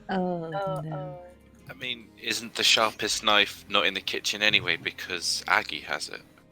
I have it here. Oh God. I will need that. So back. have you been? Are you telling me you've been wasting resources? No. You've been wasting perishable resources. Would you say it's been put to waste if you yourself ate some of it? Absolutely, it's actively done damage to my system. But you ate it. Yes. So you Well, put the it to taster- use. The taster refused to I taste wasn't it, so hungry. I- I'm not going to eat if I'm not hungry. And I'm only hungry when the Dark Lord himself is hungry. We're very in tune together like that. Oh, good. It smells over-seasoned anyway. Oh, does it? Yeah. Well, But I'm going to make a note. as long as it doesn't have any garlic. No garlic. More. Too soon. It needs to be organic. Is there any of this paleo? Is any of this paleo? What is a paleo? Exactly. Who is Right. paleo? I'm going to send you a link to goop.com and you're going to bloody read up and sort this out. I think it's this point that Edgemon goes, so the ritual chamber. Oh. Yeah, let's move this along, shall we? Are you fine returning? Oh god, there's carpeting. There's the good carpets are in here. Look, how do you think I clean them? I don't It's know. fine. I don't pay attention to that. I'm like I a slime Roomba. Oh, I don't know what that is. A gooey Roomba. A Goomba. A Goomba. Wait. Oh my god. Okay, well, wait. Which way is the ritual chamber? It's behind the main hall, just in the secret passage that nobody knows about. Honest, wink, wink. What's wrong with your eye? I don't have one. Oh yeah, how does a skull wink? He did. That's why he said wink, wink. He said wink, he wink. can't wink. Okay. It's like I have to do the same thing. You can't see if I wink or not properly But unless you're really paying attention. I mean, if to you my took your mask off, we would be able to see. Yes, No. exactly. want If you just that. took This your isn't the mask. This is me. Yeah, I'm we're not talking the about skull. you. Look, the skull said wink. Yes, I know. I was asking why he didn't use his eye. That's what. Edgemon starts floating towards the back of the hall. We go. You guys managed to get the canisters to the back, and there is indeed like a. I think Agramon and Cass already know about this. There is a secret door behind the chamber, somewhere near where the organ room is. I know all of the secret chambers. I got keys for everywhere. And I think, Cass, you're the only one who can technically get in to unlock it, because it needs to be opened from the other side. Okay. So you shrink down and squirm through, but I'm going to need you to make a quick strength save. Strength check, actually, sorry. Oh god. That's a critical fail, sorry everyone. Oh, awesome. What is wrong with our rolls today? And the worst thing we're is I telling rolled a us- 1 and I have -1 in strength, so it's literally a 0. So you watch as Cass confidently goes, I will just drift in, and kind of goes to put their hand in through the gap that I think, and just goes splodge up against the wall and just kind of walk into the wall. Kaz, This is That was going meant very to well. happen. is this You what okay? it's supposed to look like? Can I try again? Can I try and pick the lock? You can try and find the secret door if you wish to with an investigation check. Yes, I'll try that. You're peeling yourself off as Agramon is looking around. I think in you this- like one of those sticky toys that you fling at the wall. And You do notice the wall is beautifully clean where Cass pulls themselves. See?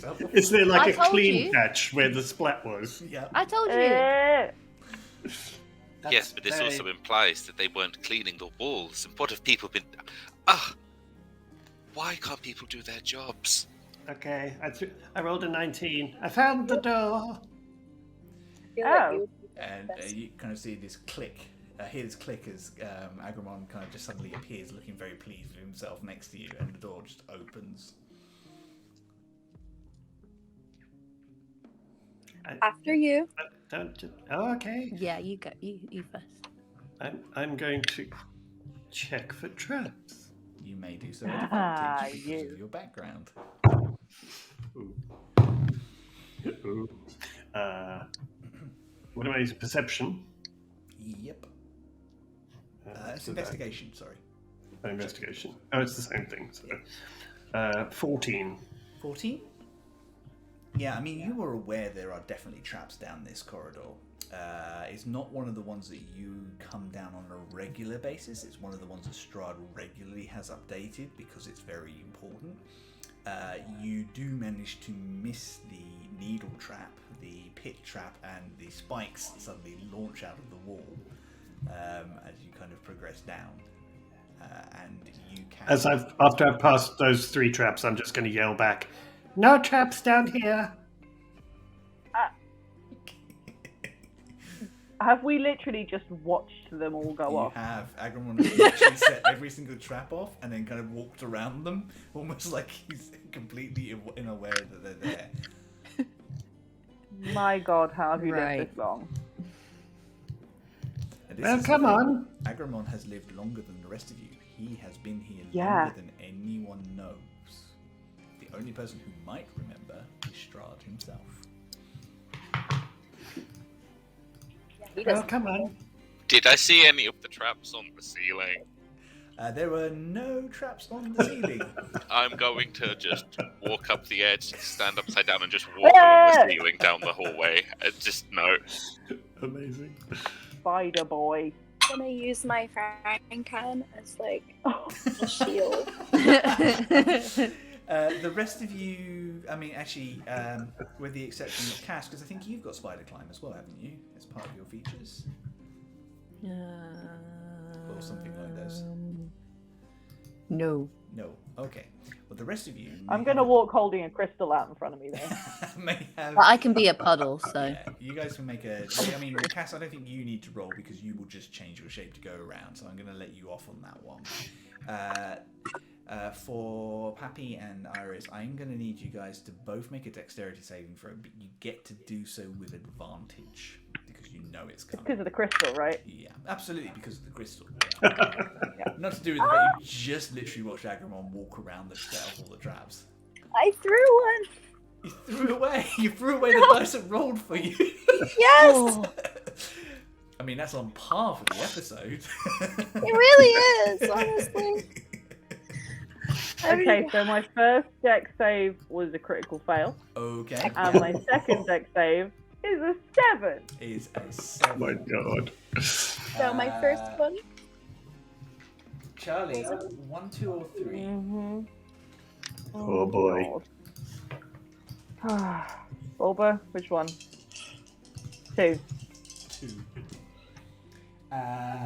You take 6 points of piercing damage as a needle takes you in the neck, and I need you to make a Constitution saving. In the neck? In the neck. Oh my God.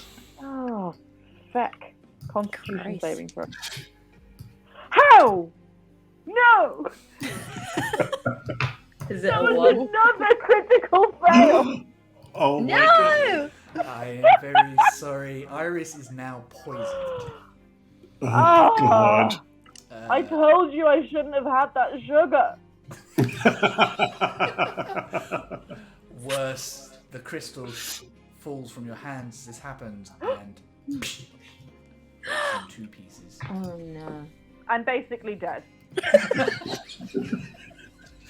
Pappy, what did you roll? It's Dex, yeah? Yes, it was, yeah. A With 12. advantage. A 12? Did you roll with advantage? Yes. Okay. I rolled a crit on the other one. Crit on the other 1 crit. on the other one. So I'm very low. sorry. I would like you to choose 1, 2, or 3. We're doing really bad. 3. 3. You take 10 points of bludgeoning damage as your foot is trapped in a piece of the floor that just literally slams together. Yikes. Yikes. You kind of make get out the other side, and these two look really annoyed and injured and are not having fun. What happened to you? I ate a French fancy. It had white sugar in it.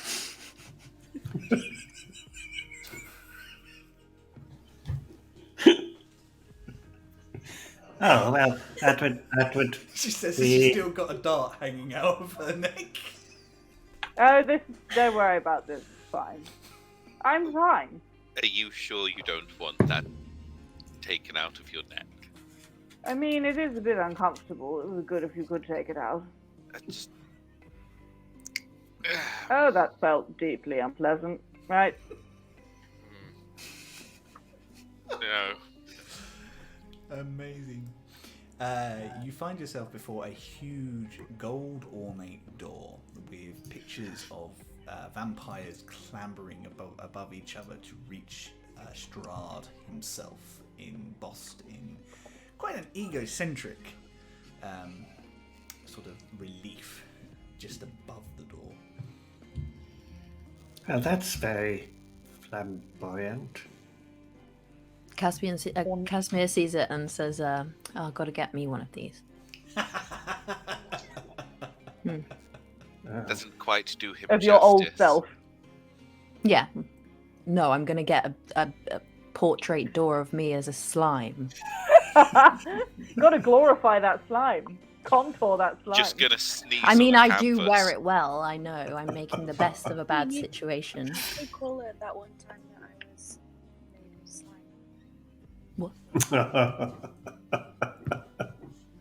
Nice. That's a deep cut, Pura. I love that. One time you were reincarnated as a slime.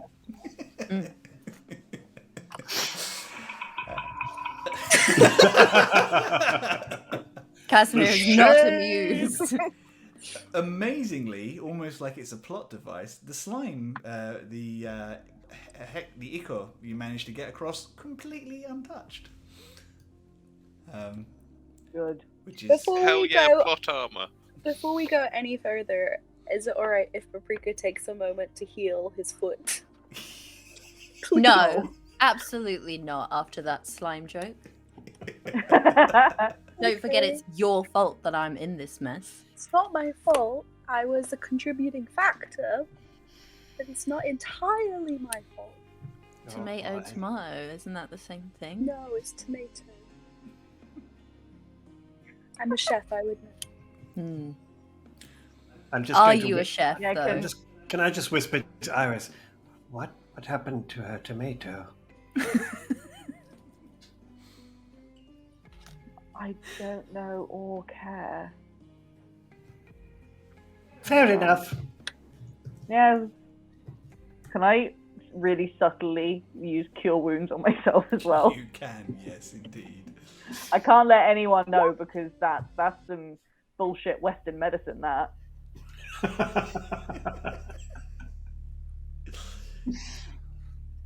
Yeah, that I tracks. healed more than my healing points. Excellent. That is always good. Well, there's no need to show off. Hey man, I have 39 hit points. I need all the healing I can get. So you guys face these giant golden doors. I'm going to knock. You knock. There is a sound of a reverberating echo, and then footsteps approaching. Oh. The door swings open, and there is a gangly-looking woman with pallid skin, lank hair, warts covering her nose, joints that just don't quite match up. They seem to have one too many joints in her limbs, and she kind of... Sister! I was going to question how you got in front of us, Iris. She goes, grandmother to you, little hatchling. Come in. You are later than I expected you to be. Yeah, efficiency is not really this this group's modus operandi, I don't I think. got my foot crushed. I could care, but I don't. She says, bring it in, it's important.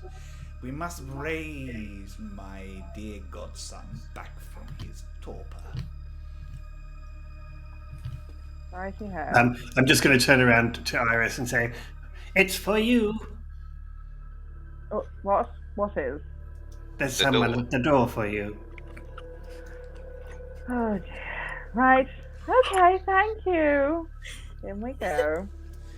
So she leads you through this chamber, and there are all these coffins laid out. And at the very far end, you see a very ornate coffin, which is quite clearly where Strahd's body is being held.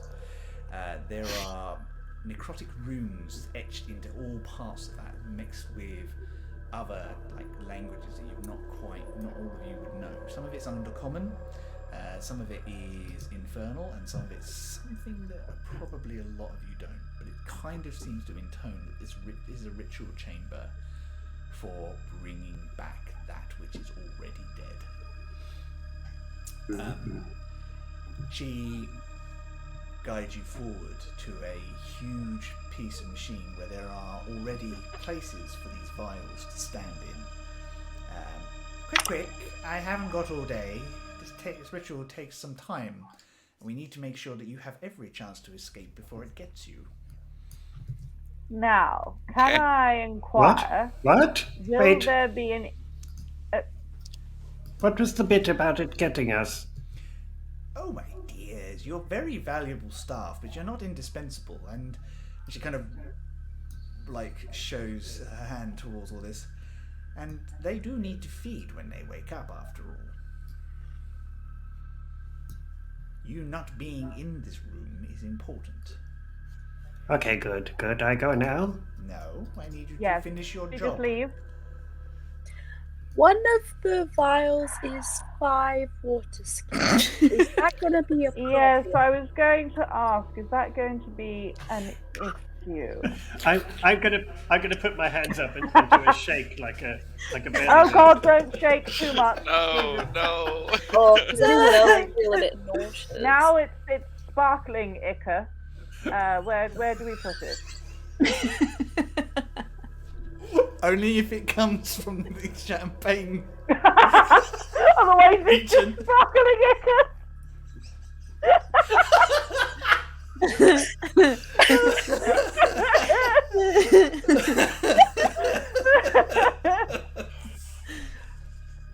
Oh no. There we go. That should not be a problem. If you, Okay. Agramon, if you would like to start pouring that into that little vat there. I will go over and start pouring it into the little vat over there. Now, the rest of you need to make sure that you connect the remaining vials to these 3 chambers over here. I will hold off the spell as long as I can once it gets going. But you will need to run. Otherwise, you will be lunch. Right. No, I make lunch. Not this time, dear. I don't want to. And she Okay. kind of sets it down, and you kind of, as Agramon starts putting in the last few bits and pieces, you see sort of these runes start to glow all around the room, and there's an energy kind of starting to sort of swell, and some of the runes on the coffins start to glow, and you kind of start to feel movement. I very hurriedly go towards the furthest away one with the canister. It's like, no. No.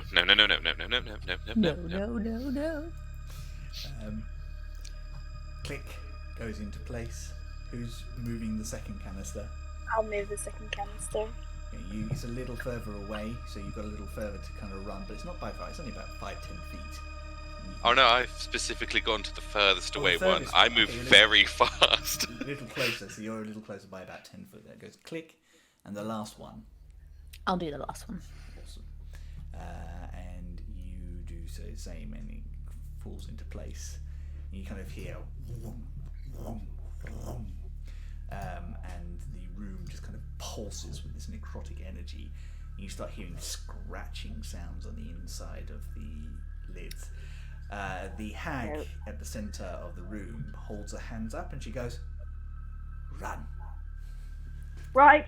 I need everybody to make me a dexterity check, please. Can I use guidance myself first? Oh, You can, yes. You've had enough time to do that, so yeah, I like that.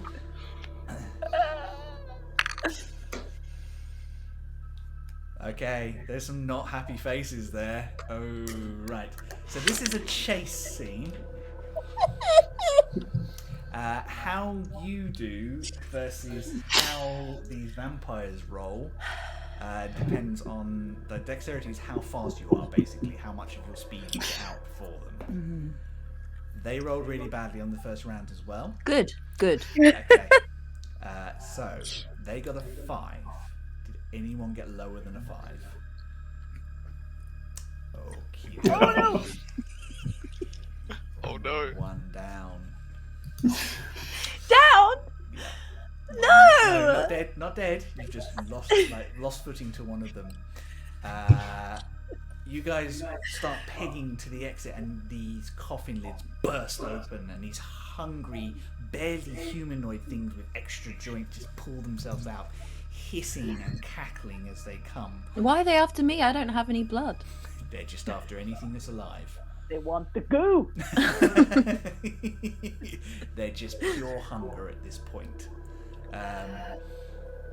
Second round again, please. More dex. Well, it can't be worse than Can that, I can forgo it? my go to try and go back and help Cass?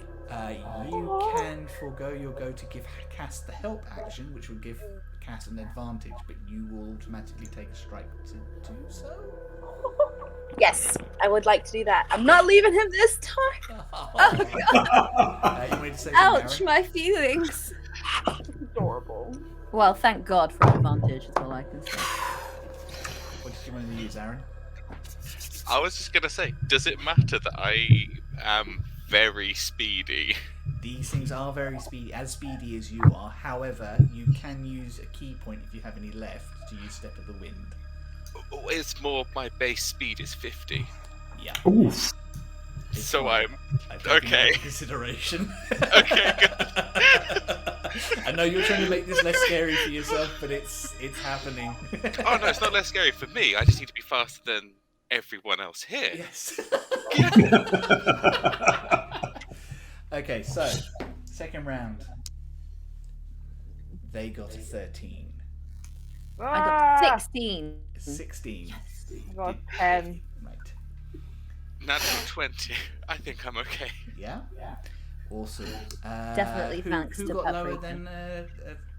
than him? Okay. I didn't roll. You didn't roll. That's right. Okay, so everyone's still alive at the moment. Can I ask for? I got a natural 20. Yeah.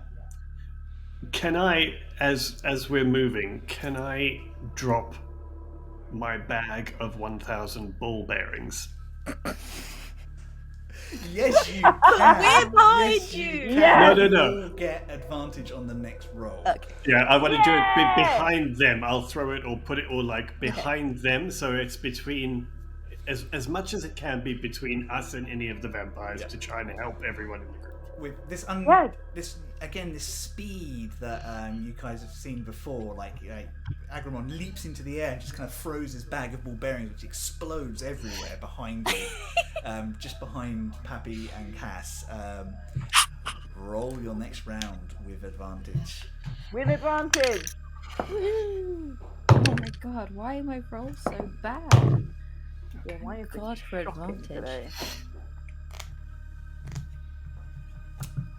You're looking to beat a 10. Yes. I rolled 2 15s, so yeah. Yeah, I got a 15. The ball bearings have the effect. Some of these vampires are all out of their crypts now, and they're kind of scampering towards you. Ball bearings suddenly under their feet. They're all over the place. Some of the others, figuring out what's happening, start climbing the walls. Oh. Don't like that. Fourth round. The advantage is now gone. No. Oh, for fuck's sake. Yeah. Oh, it's gone. Okay, yeah. Oh, God. 13. I got a 10. You got a 10. I got a 4. I got a 7. I Woo! got engaged. I got Oh, a I'm so good at this. I got a 13. The only times I've passed is when we've had advantage and I've been able to roll twice. And one of those rolls has normally been a 4. Okay. God. Never using these dice again. They start to gain ground on you. They are literally hissing in your ears for Pappy and Cass, as you guys are literally pulling up the last. One of them gets very close to Iris and kind of reaches out, but you manage to pull yourself away just in time. You see nothing but Don't touch me. hunger in their eyes. Can I throw bread rolls at them that I have in my bag? I will allow bread roll throwing as a free action, yes. You are proficient in bread roll. After Bread all. roll. Bread roll. Woohoo! Bread roll. It doesn't technically help you out, but it looks really cool. I mean, maybe they would like a delightful sourdough instead of my buns. So 4th round, guys. We're nearly there. Okay, 4th round. Oh my god. These dice are going in the bin. In the I'm bin. putting everything I own in the bin. 20. Absolutely. I got a not. 2. rolled another 4. So. I rolled a 6. Okay, did Yeah! no one pass that one? No, Oh my Christ. 17. Not quite a 20. Bread bap. Bread bap. Bread bap. Yeah! Iris, Get him! Cass, and Happy. One of the vampires leaps on each of you. You manage to shrug them off, but not before they sink their teeth into your shoulder, neck, and arm, respectively. I'm already a werewolf. I don't need to be a vampire too. And now you'll be unstoppable.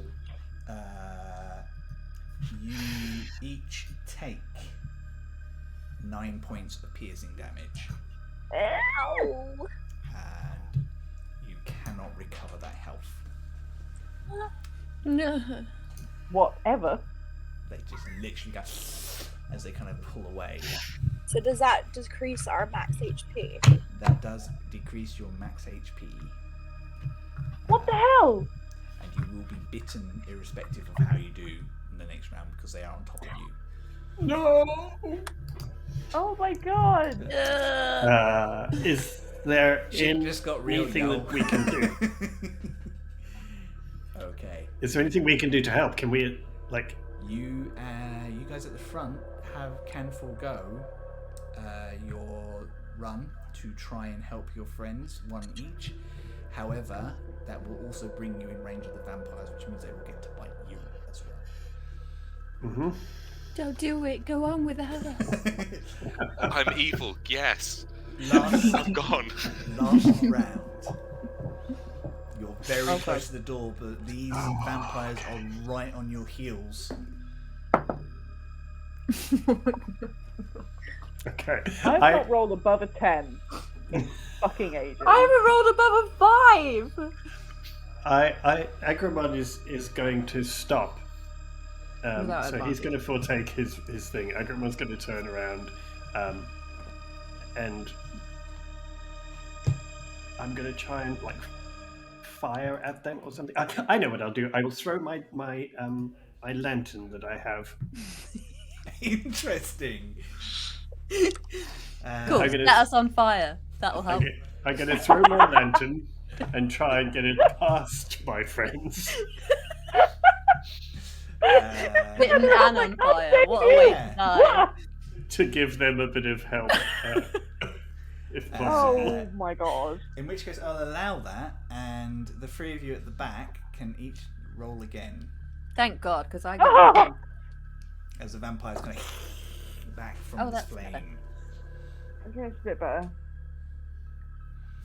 What are Okay. we trying to beat? I got a 5. Oh, good. Oh my god. I rolled an Oh. 18. An 18.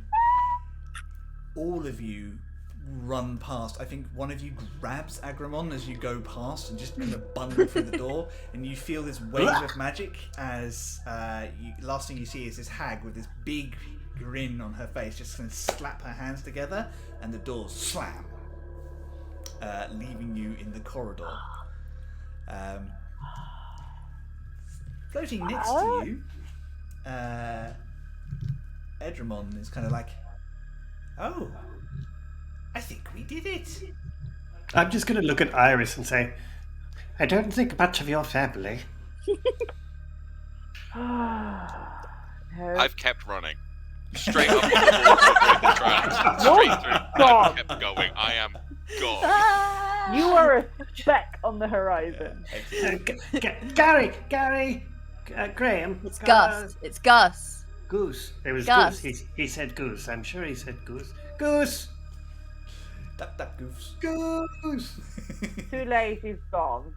Edgemon kind of floats next to you and goes, wow, that was all the tasks the shall put inside me for you all. Huh. We did it? Inside you? Did you have to vocalize it like that? Yeah, it wasn't. Put inside you? It kind of floats near you and goes, why did they hurt you? It was sugar! Well, I don't know about you, but I think perhaps there's some unwanted food in there, and I'm going to float near it and pretend that I'm having a party to celebrate. We survived! So I'm going to have a nap because I've been poisoned and bitten by a vampire. And I've eaten sugar. So Are we having a need to party? have nap. Yeah, we're having a party. We're having a party. Oh, good. So Is the there rest... any chocolate on that table? Because I can't have No raisins, no chocolate. no raisins, no chocolate. Neither can your Lemon boss, is so a bit weird. some while No ago lemon, you no guys mushrooms. swapped in dog chocolate and nobody noticed because most of the people in the town are undead, and you've just been doing that ever since. If we cut a lemon in half, do you go really weird? Yeah. Okay. I go. Oh, dear.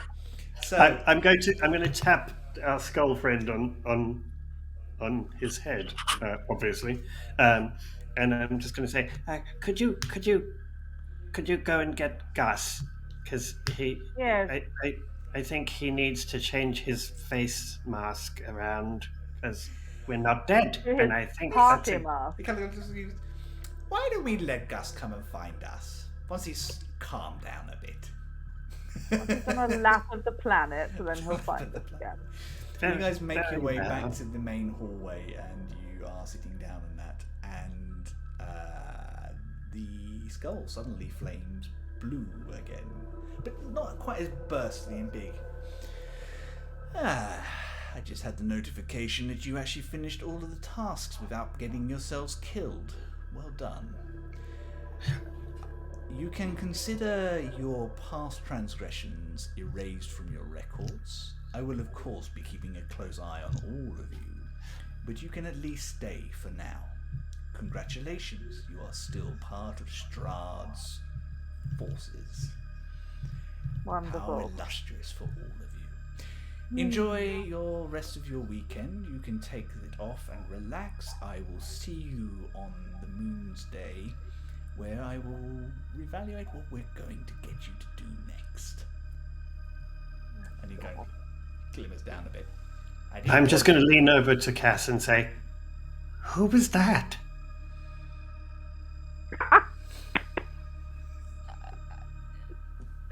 Someone else, please. I can't do this anymore. Aggie, Cass? do you remember that you told me you'd give me your knife? What knife? The knife you took from the kitchen. You said you would return it when we finished. But it's not your knife. No, it is. No, it's not. No, it is. No, it's not.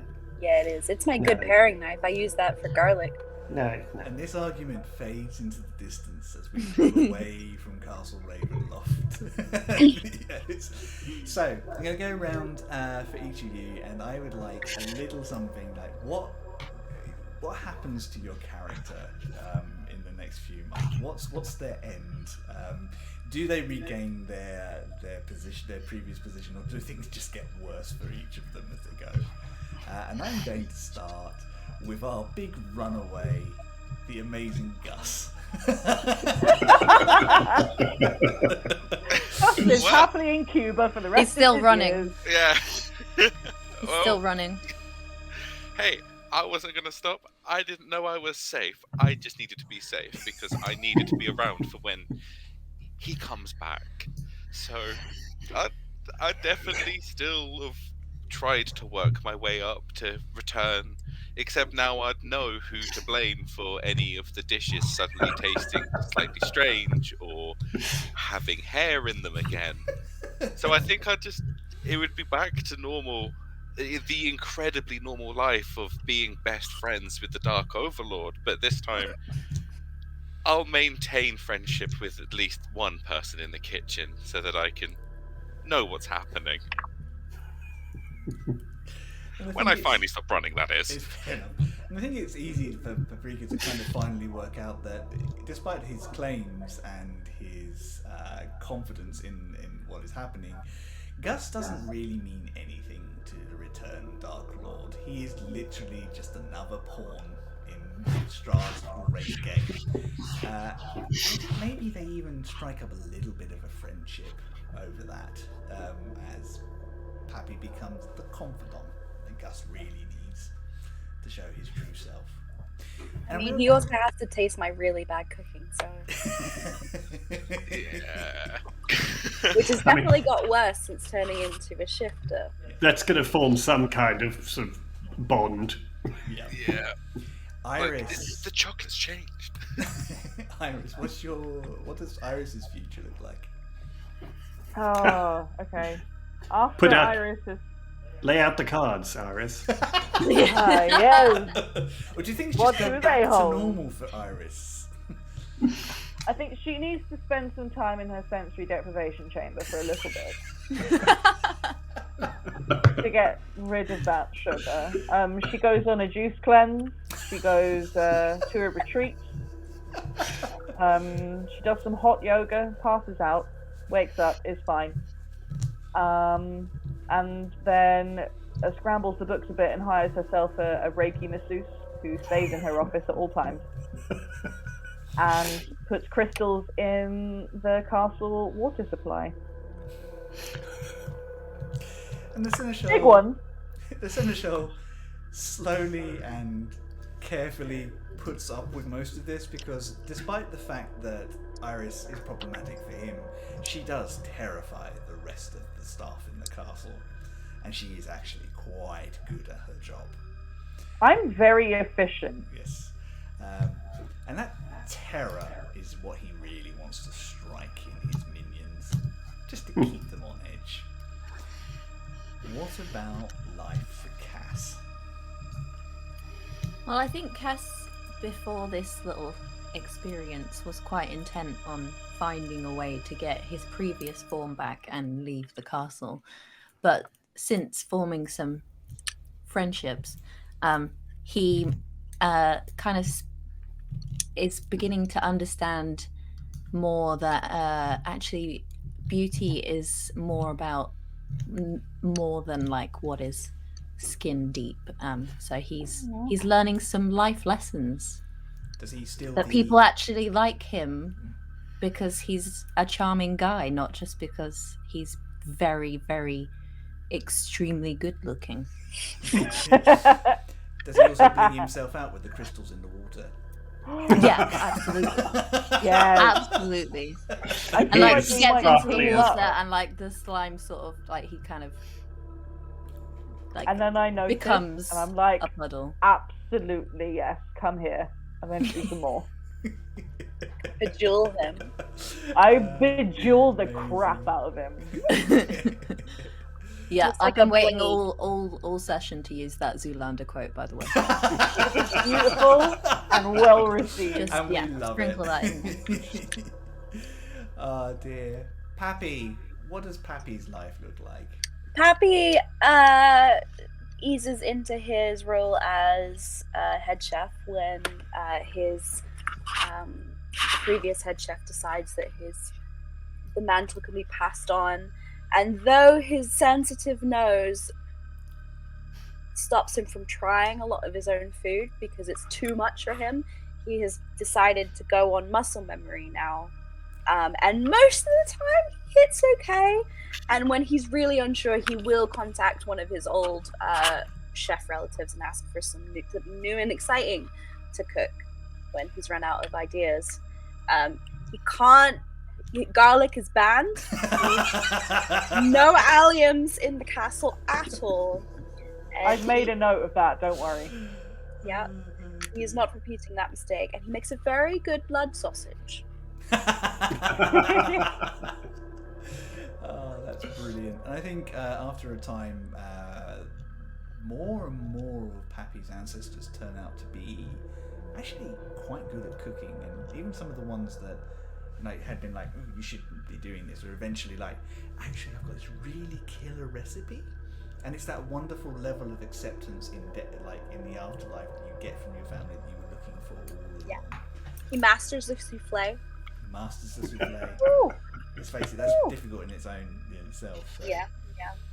Let alone when you have paws. Yeah. Oh! Finally, Agramon. Does anything change for Agramon? Does he remember anything that happened? Agramon doesn't remember most of what happened, but he now clears his throat before he comes out of the dark corners, so he doesn't surprise people. He's learned that was something he should do. I mean, he's usually right behind them anyway, so it's just as terrifying. But oh my God.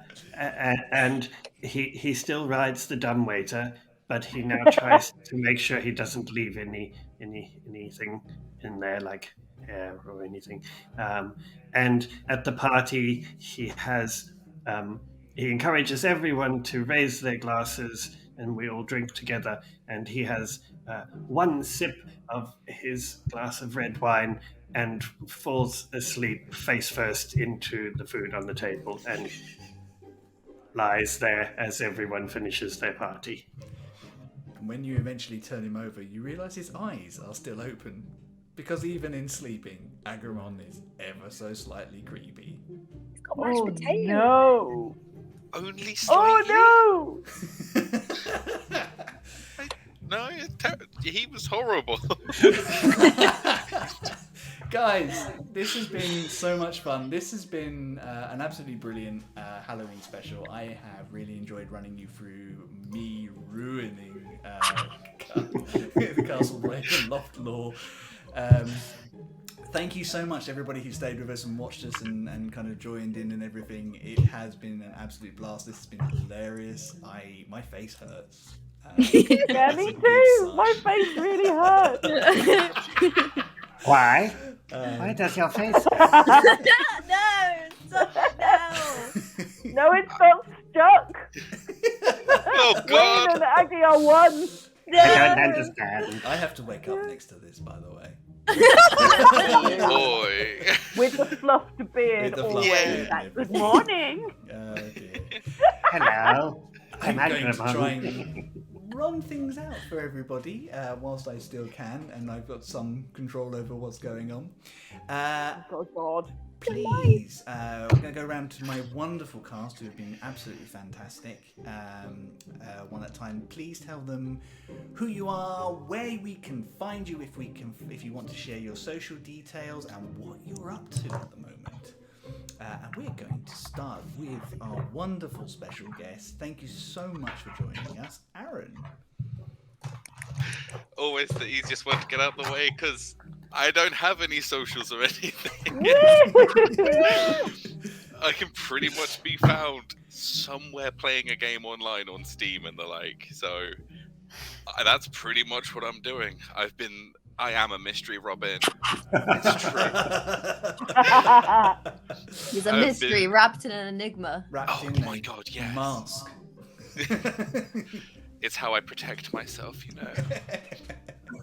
I've been enjoying the love that is Phasmophobia and scaring friends on it and getting absolutely terrified. So, my God, if you've not played it, I highly suggest it to get very scared for Halloween. So much fun. Ooh. But yeah, I don't have socials and things because I'm boring and don't create magical things like everyone else here does. So you can enjoy all of their things. But you've been an absolute joy anyway, and we're really pleased you could join us for this one, Aaron. Thank you, Aaron. Thank you so much We for love having you, me. It was Aaron. an absolutely lovely time. Next is our second special guest, the absolutely wonderful Purapi. Hi, thank you so much for having me. I've had such a lovely time.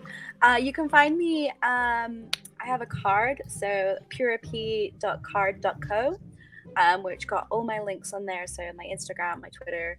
I also stream 2 times a week on Twitch as well. I'm an art streamer, so I do drawing with chill vibes, that sort of thing. But thank you so much for having me. I've had such a lovely time. Honestly, it's been such a pleasure, and I've wanted to get you on there since we started setting this up as well.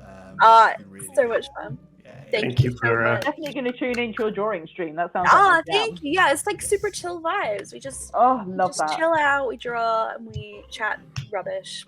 And a lot of That D&D sounds as well. bloody A lot of D&D, yes. I do a lot of D&D pinups. Yes. Yeah, so you guys I'll can be there. give her a follow and just support everything she's doing. She's amazing. We love her. Thank you. On to my regular accomplices. We're going to start this week with Wayne. I am Wayne. You can find me most socials as WayneFic01, and I don't post very much on there because I'm generally busy with work, but I do interact a lot, so please give me a follow and say hi. And you can always find me every second Sunday here doing the amazing Some Other Heroes with this crazy group. Thank you so much for following us and for supporting us. We're trying to build a community of people who love this kind of thing, and it makes such a difference and means such a lot to us. So thank you very, very much for supporting us. Amazing. Thank you so much. And next, our wonderful Witch of the Hour, Charlie. You can find all my links on my website, which is charlievince.com. My Charlie is spelled without an E because I'm edgy. And I've got some cool stuff in my shop at the moment, including today is the last day you can pre-order my Mythical Beasts calendar. And I've also updated my custom character, RPG character on my website as well. So if you need an illustration for your campaign or your character or whatever, then I've got 3 different tiers of character that you can custom order from me. So yeah, check all that out on my website, and I'm on all the social things. Sorry about the squeaking. Lola is absolutely livid that her dinner is late. How could you? So, How very dare you. Terrible mother. You have to But, apologize to Lola. It's my fault. I overran. Yeah, but yeah, that's me. And I love playing with these guys, and I've loved playing with our 2 lovely guests. And I can't wait for the next round because I want to do this all the time forever. Yay. Amazing. And Theo. Oh yes, me. It's I you. forgot that I hadn't gone. I was like, oh yeah, fine. I'm Theo. You can find me on the internet, most places at theoblue.jpg. I have a website, theoblueillustration.com, with all my links on there.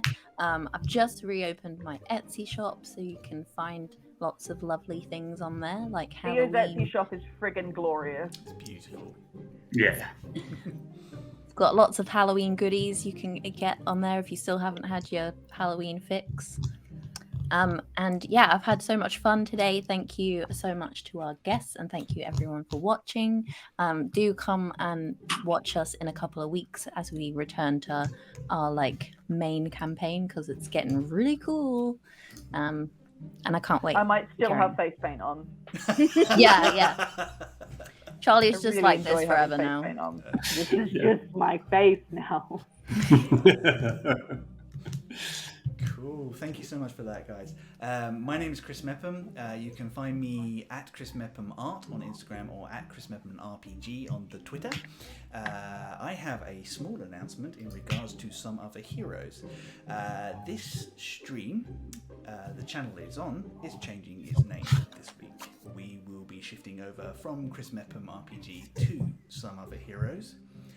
to indicate that this is something that we really want to build and grow and kind of move forward to. And I don't consider this something that I own. I consider this something I build with the wonderful community and people that I work with. We're branded now. We are branded now. Yes, darling. Yes, we are branded.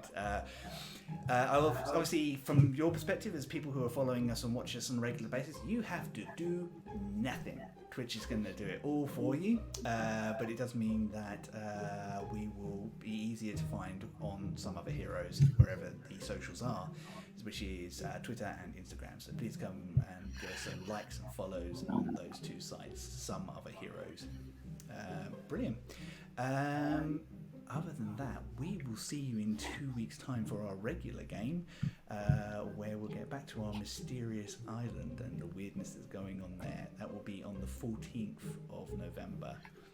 Charlie, did you have Hi, Mum. Oh yeah, hi Charlie's mum. Hey, Charlie's mum. Jelly! Mwah. And I just wanted to say a massive thank you to you, Chris, because this has been amazing. Yeah, thank you Chris. so This much. has been so much fun to run for you guys as well. It has been wicked. Yes. So, we're going to have to leave you there, sadly, for I have no more tale to tell this evening. But take care of each other, love each other, and look after each other. And go and tell a story together, because it's fun. Yeah. Love you all. Bye. Thanks, everyone. Bye.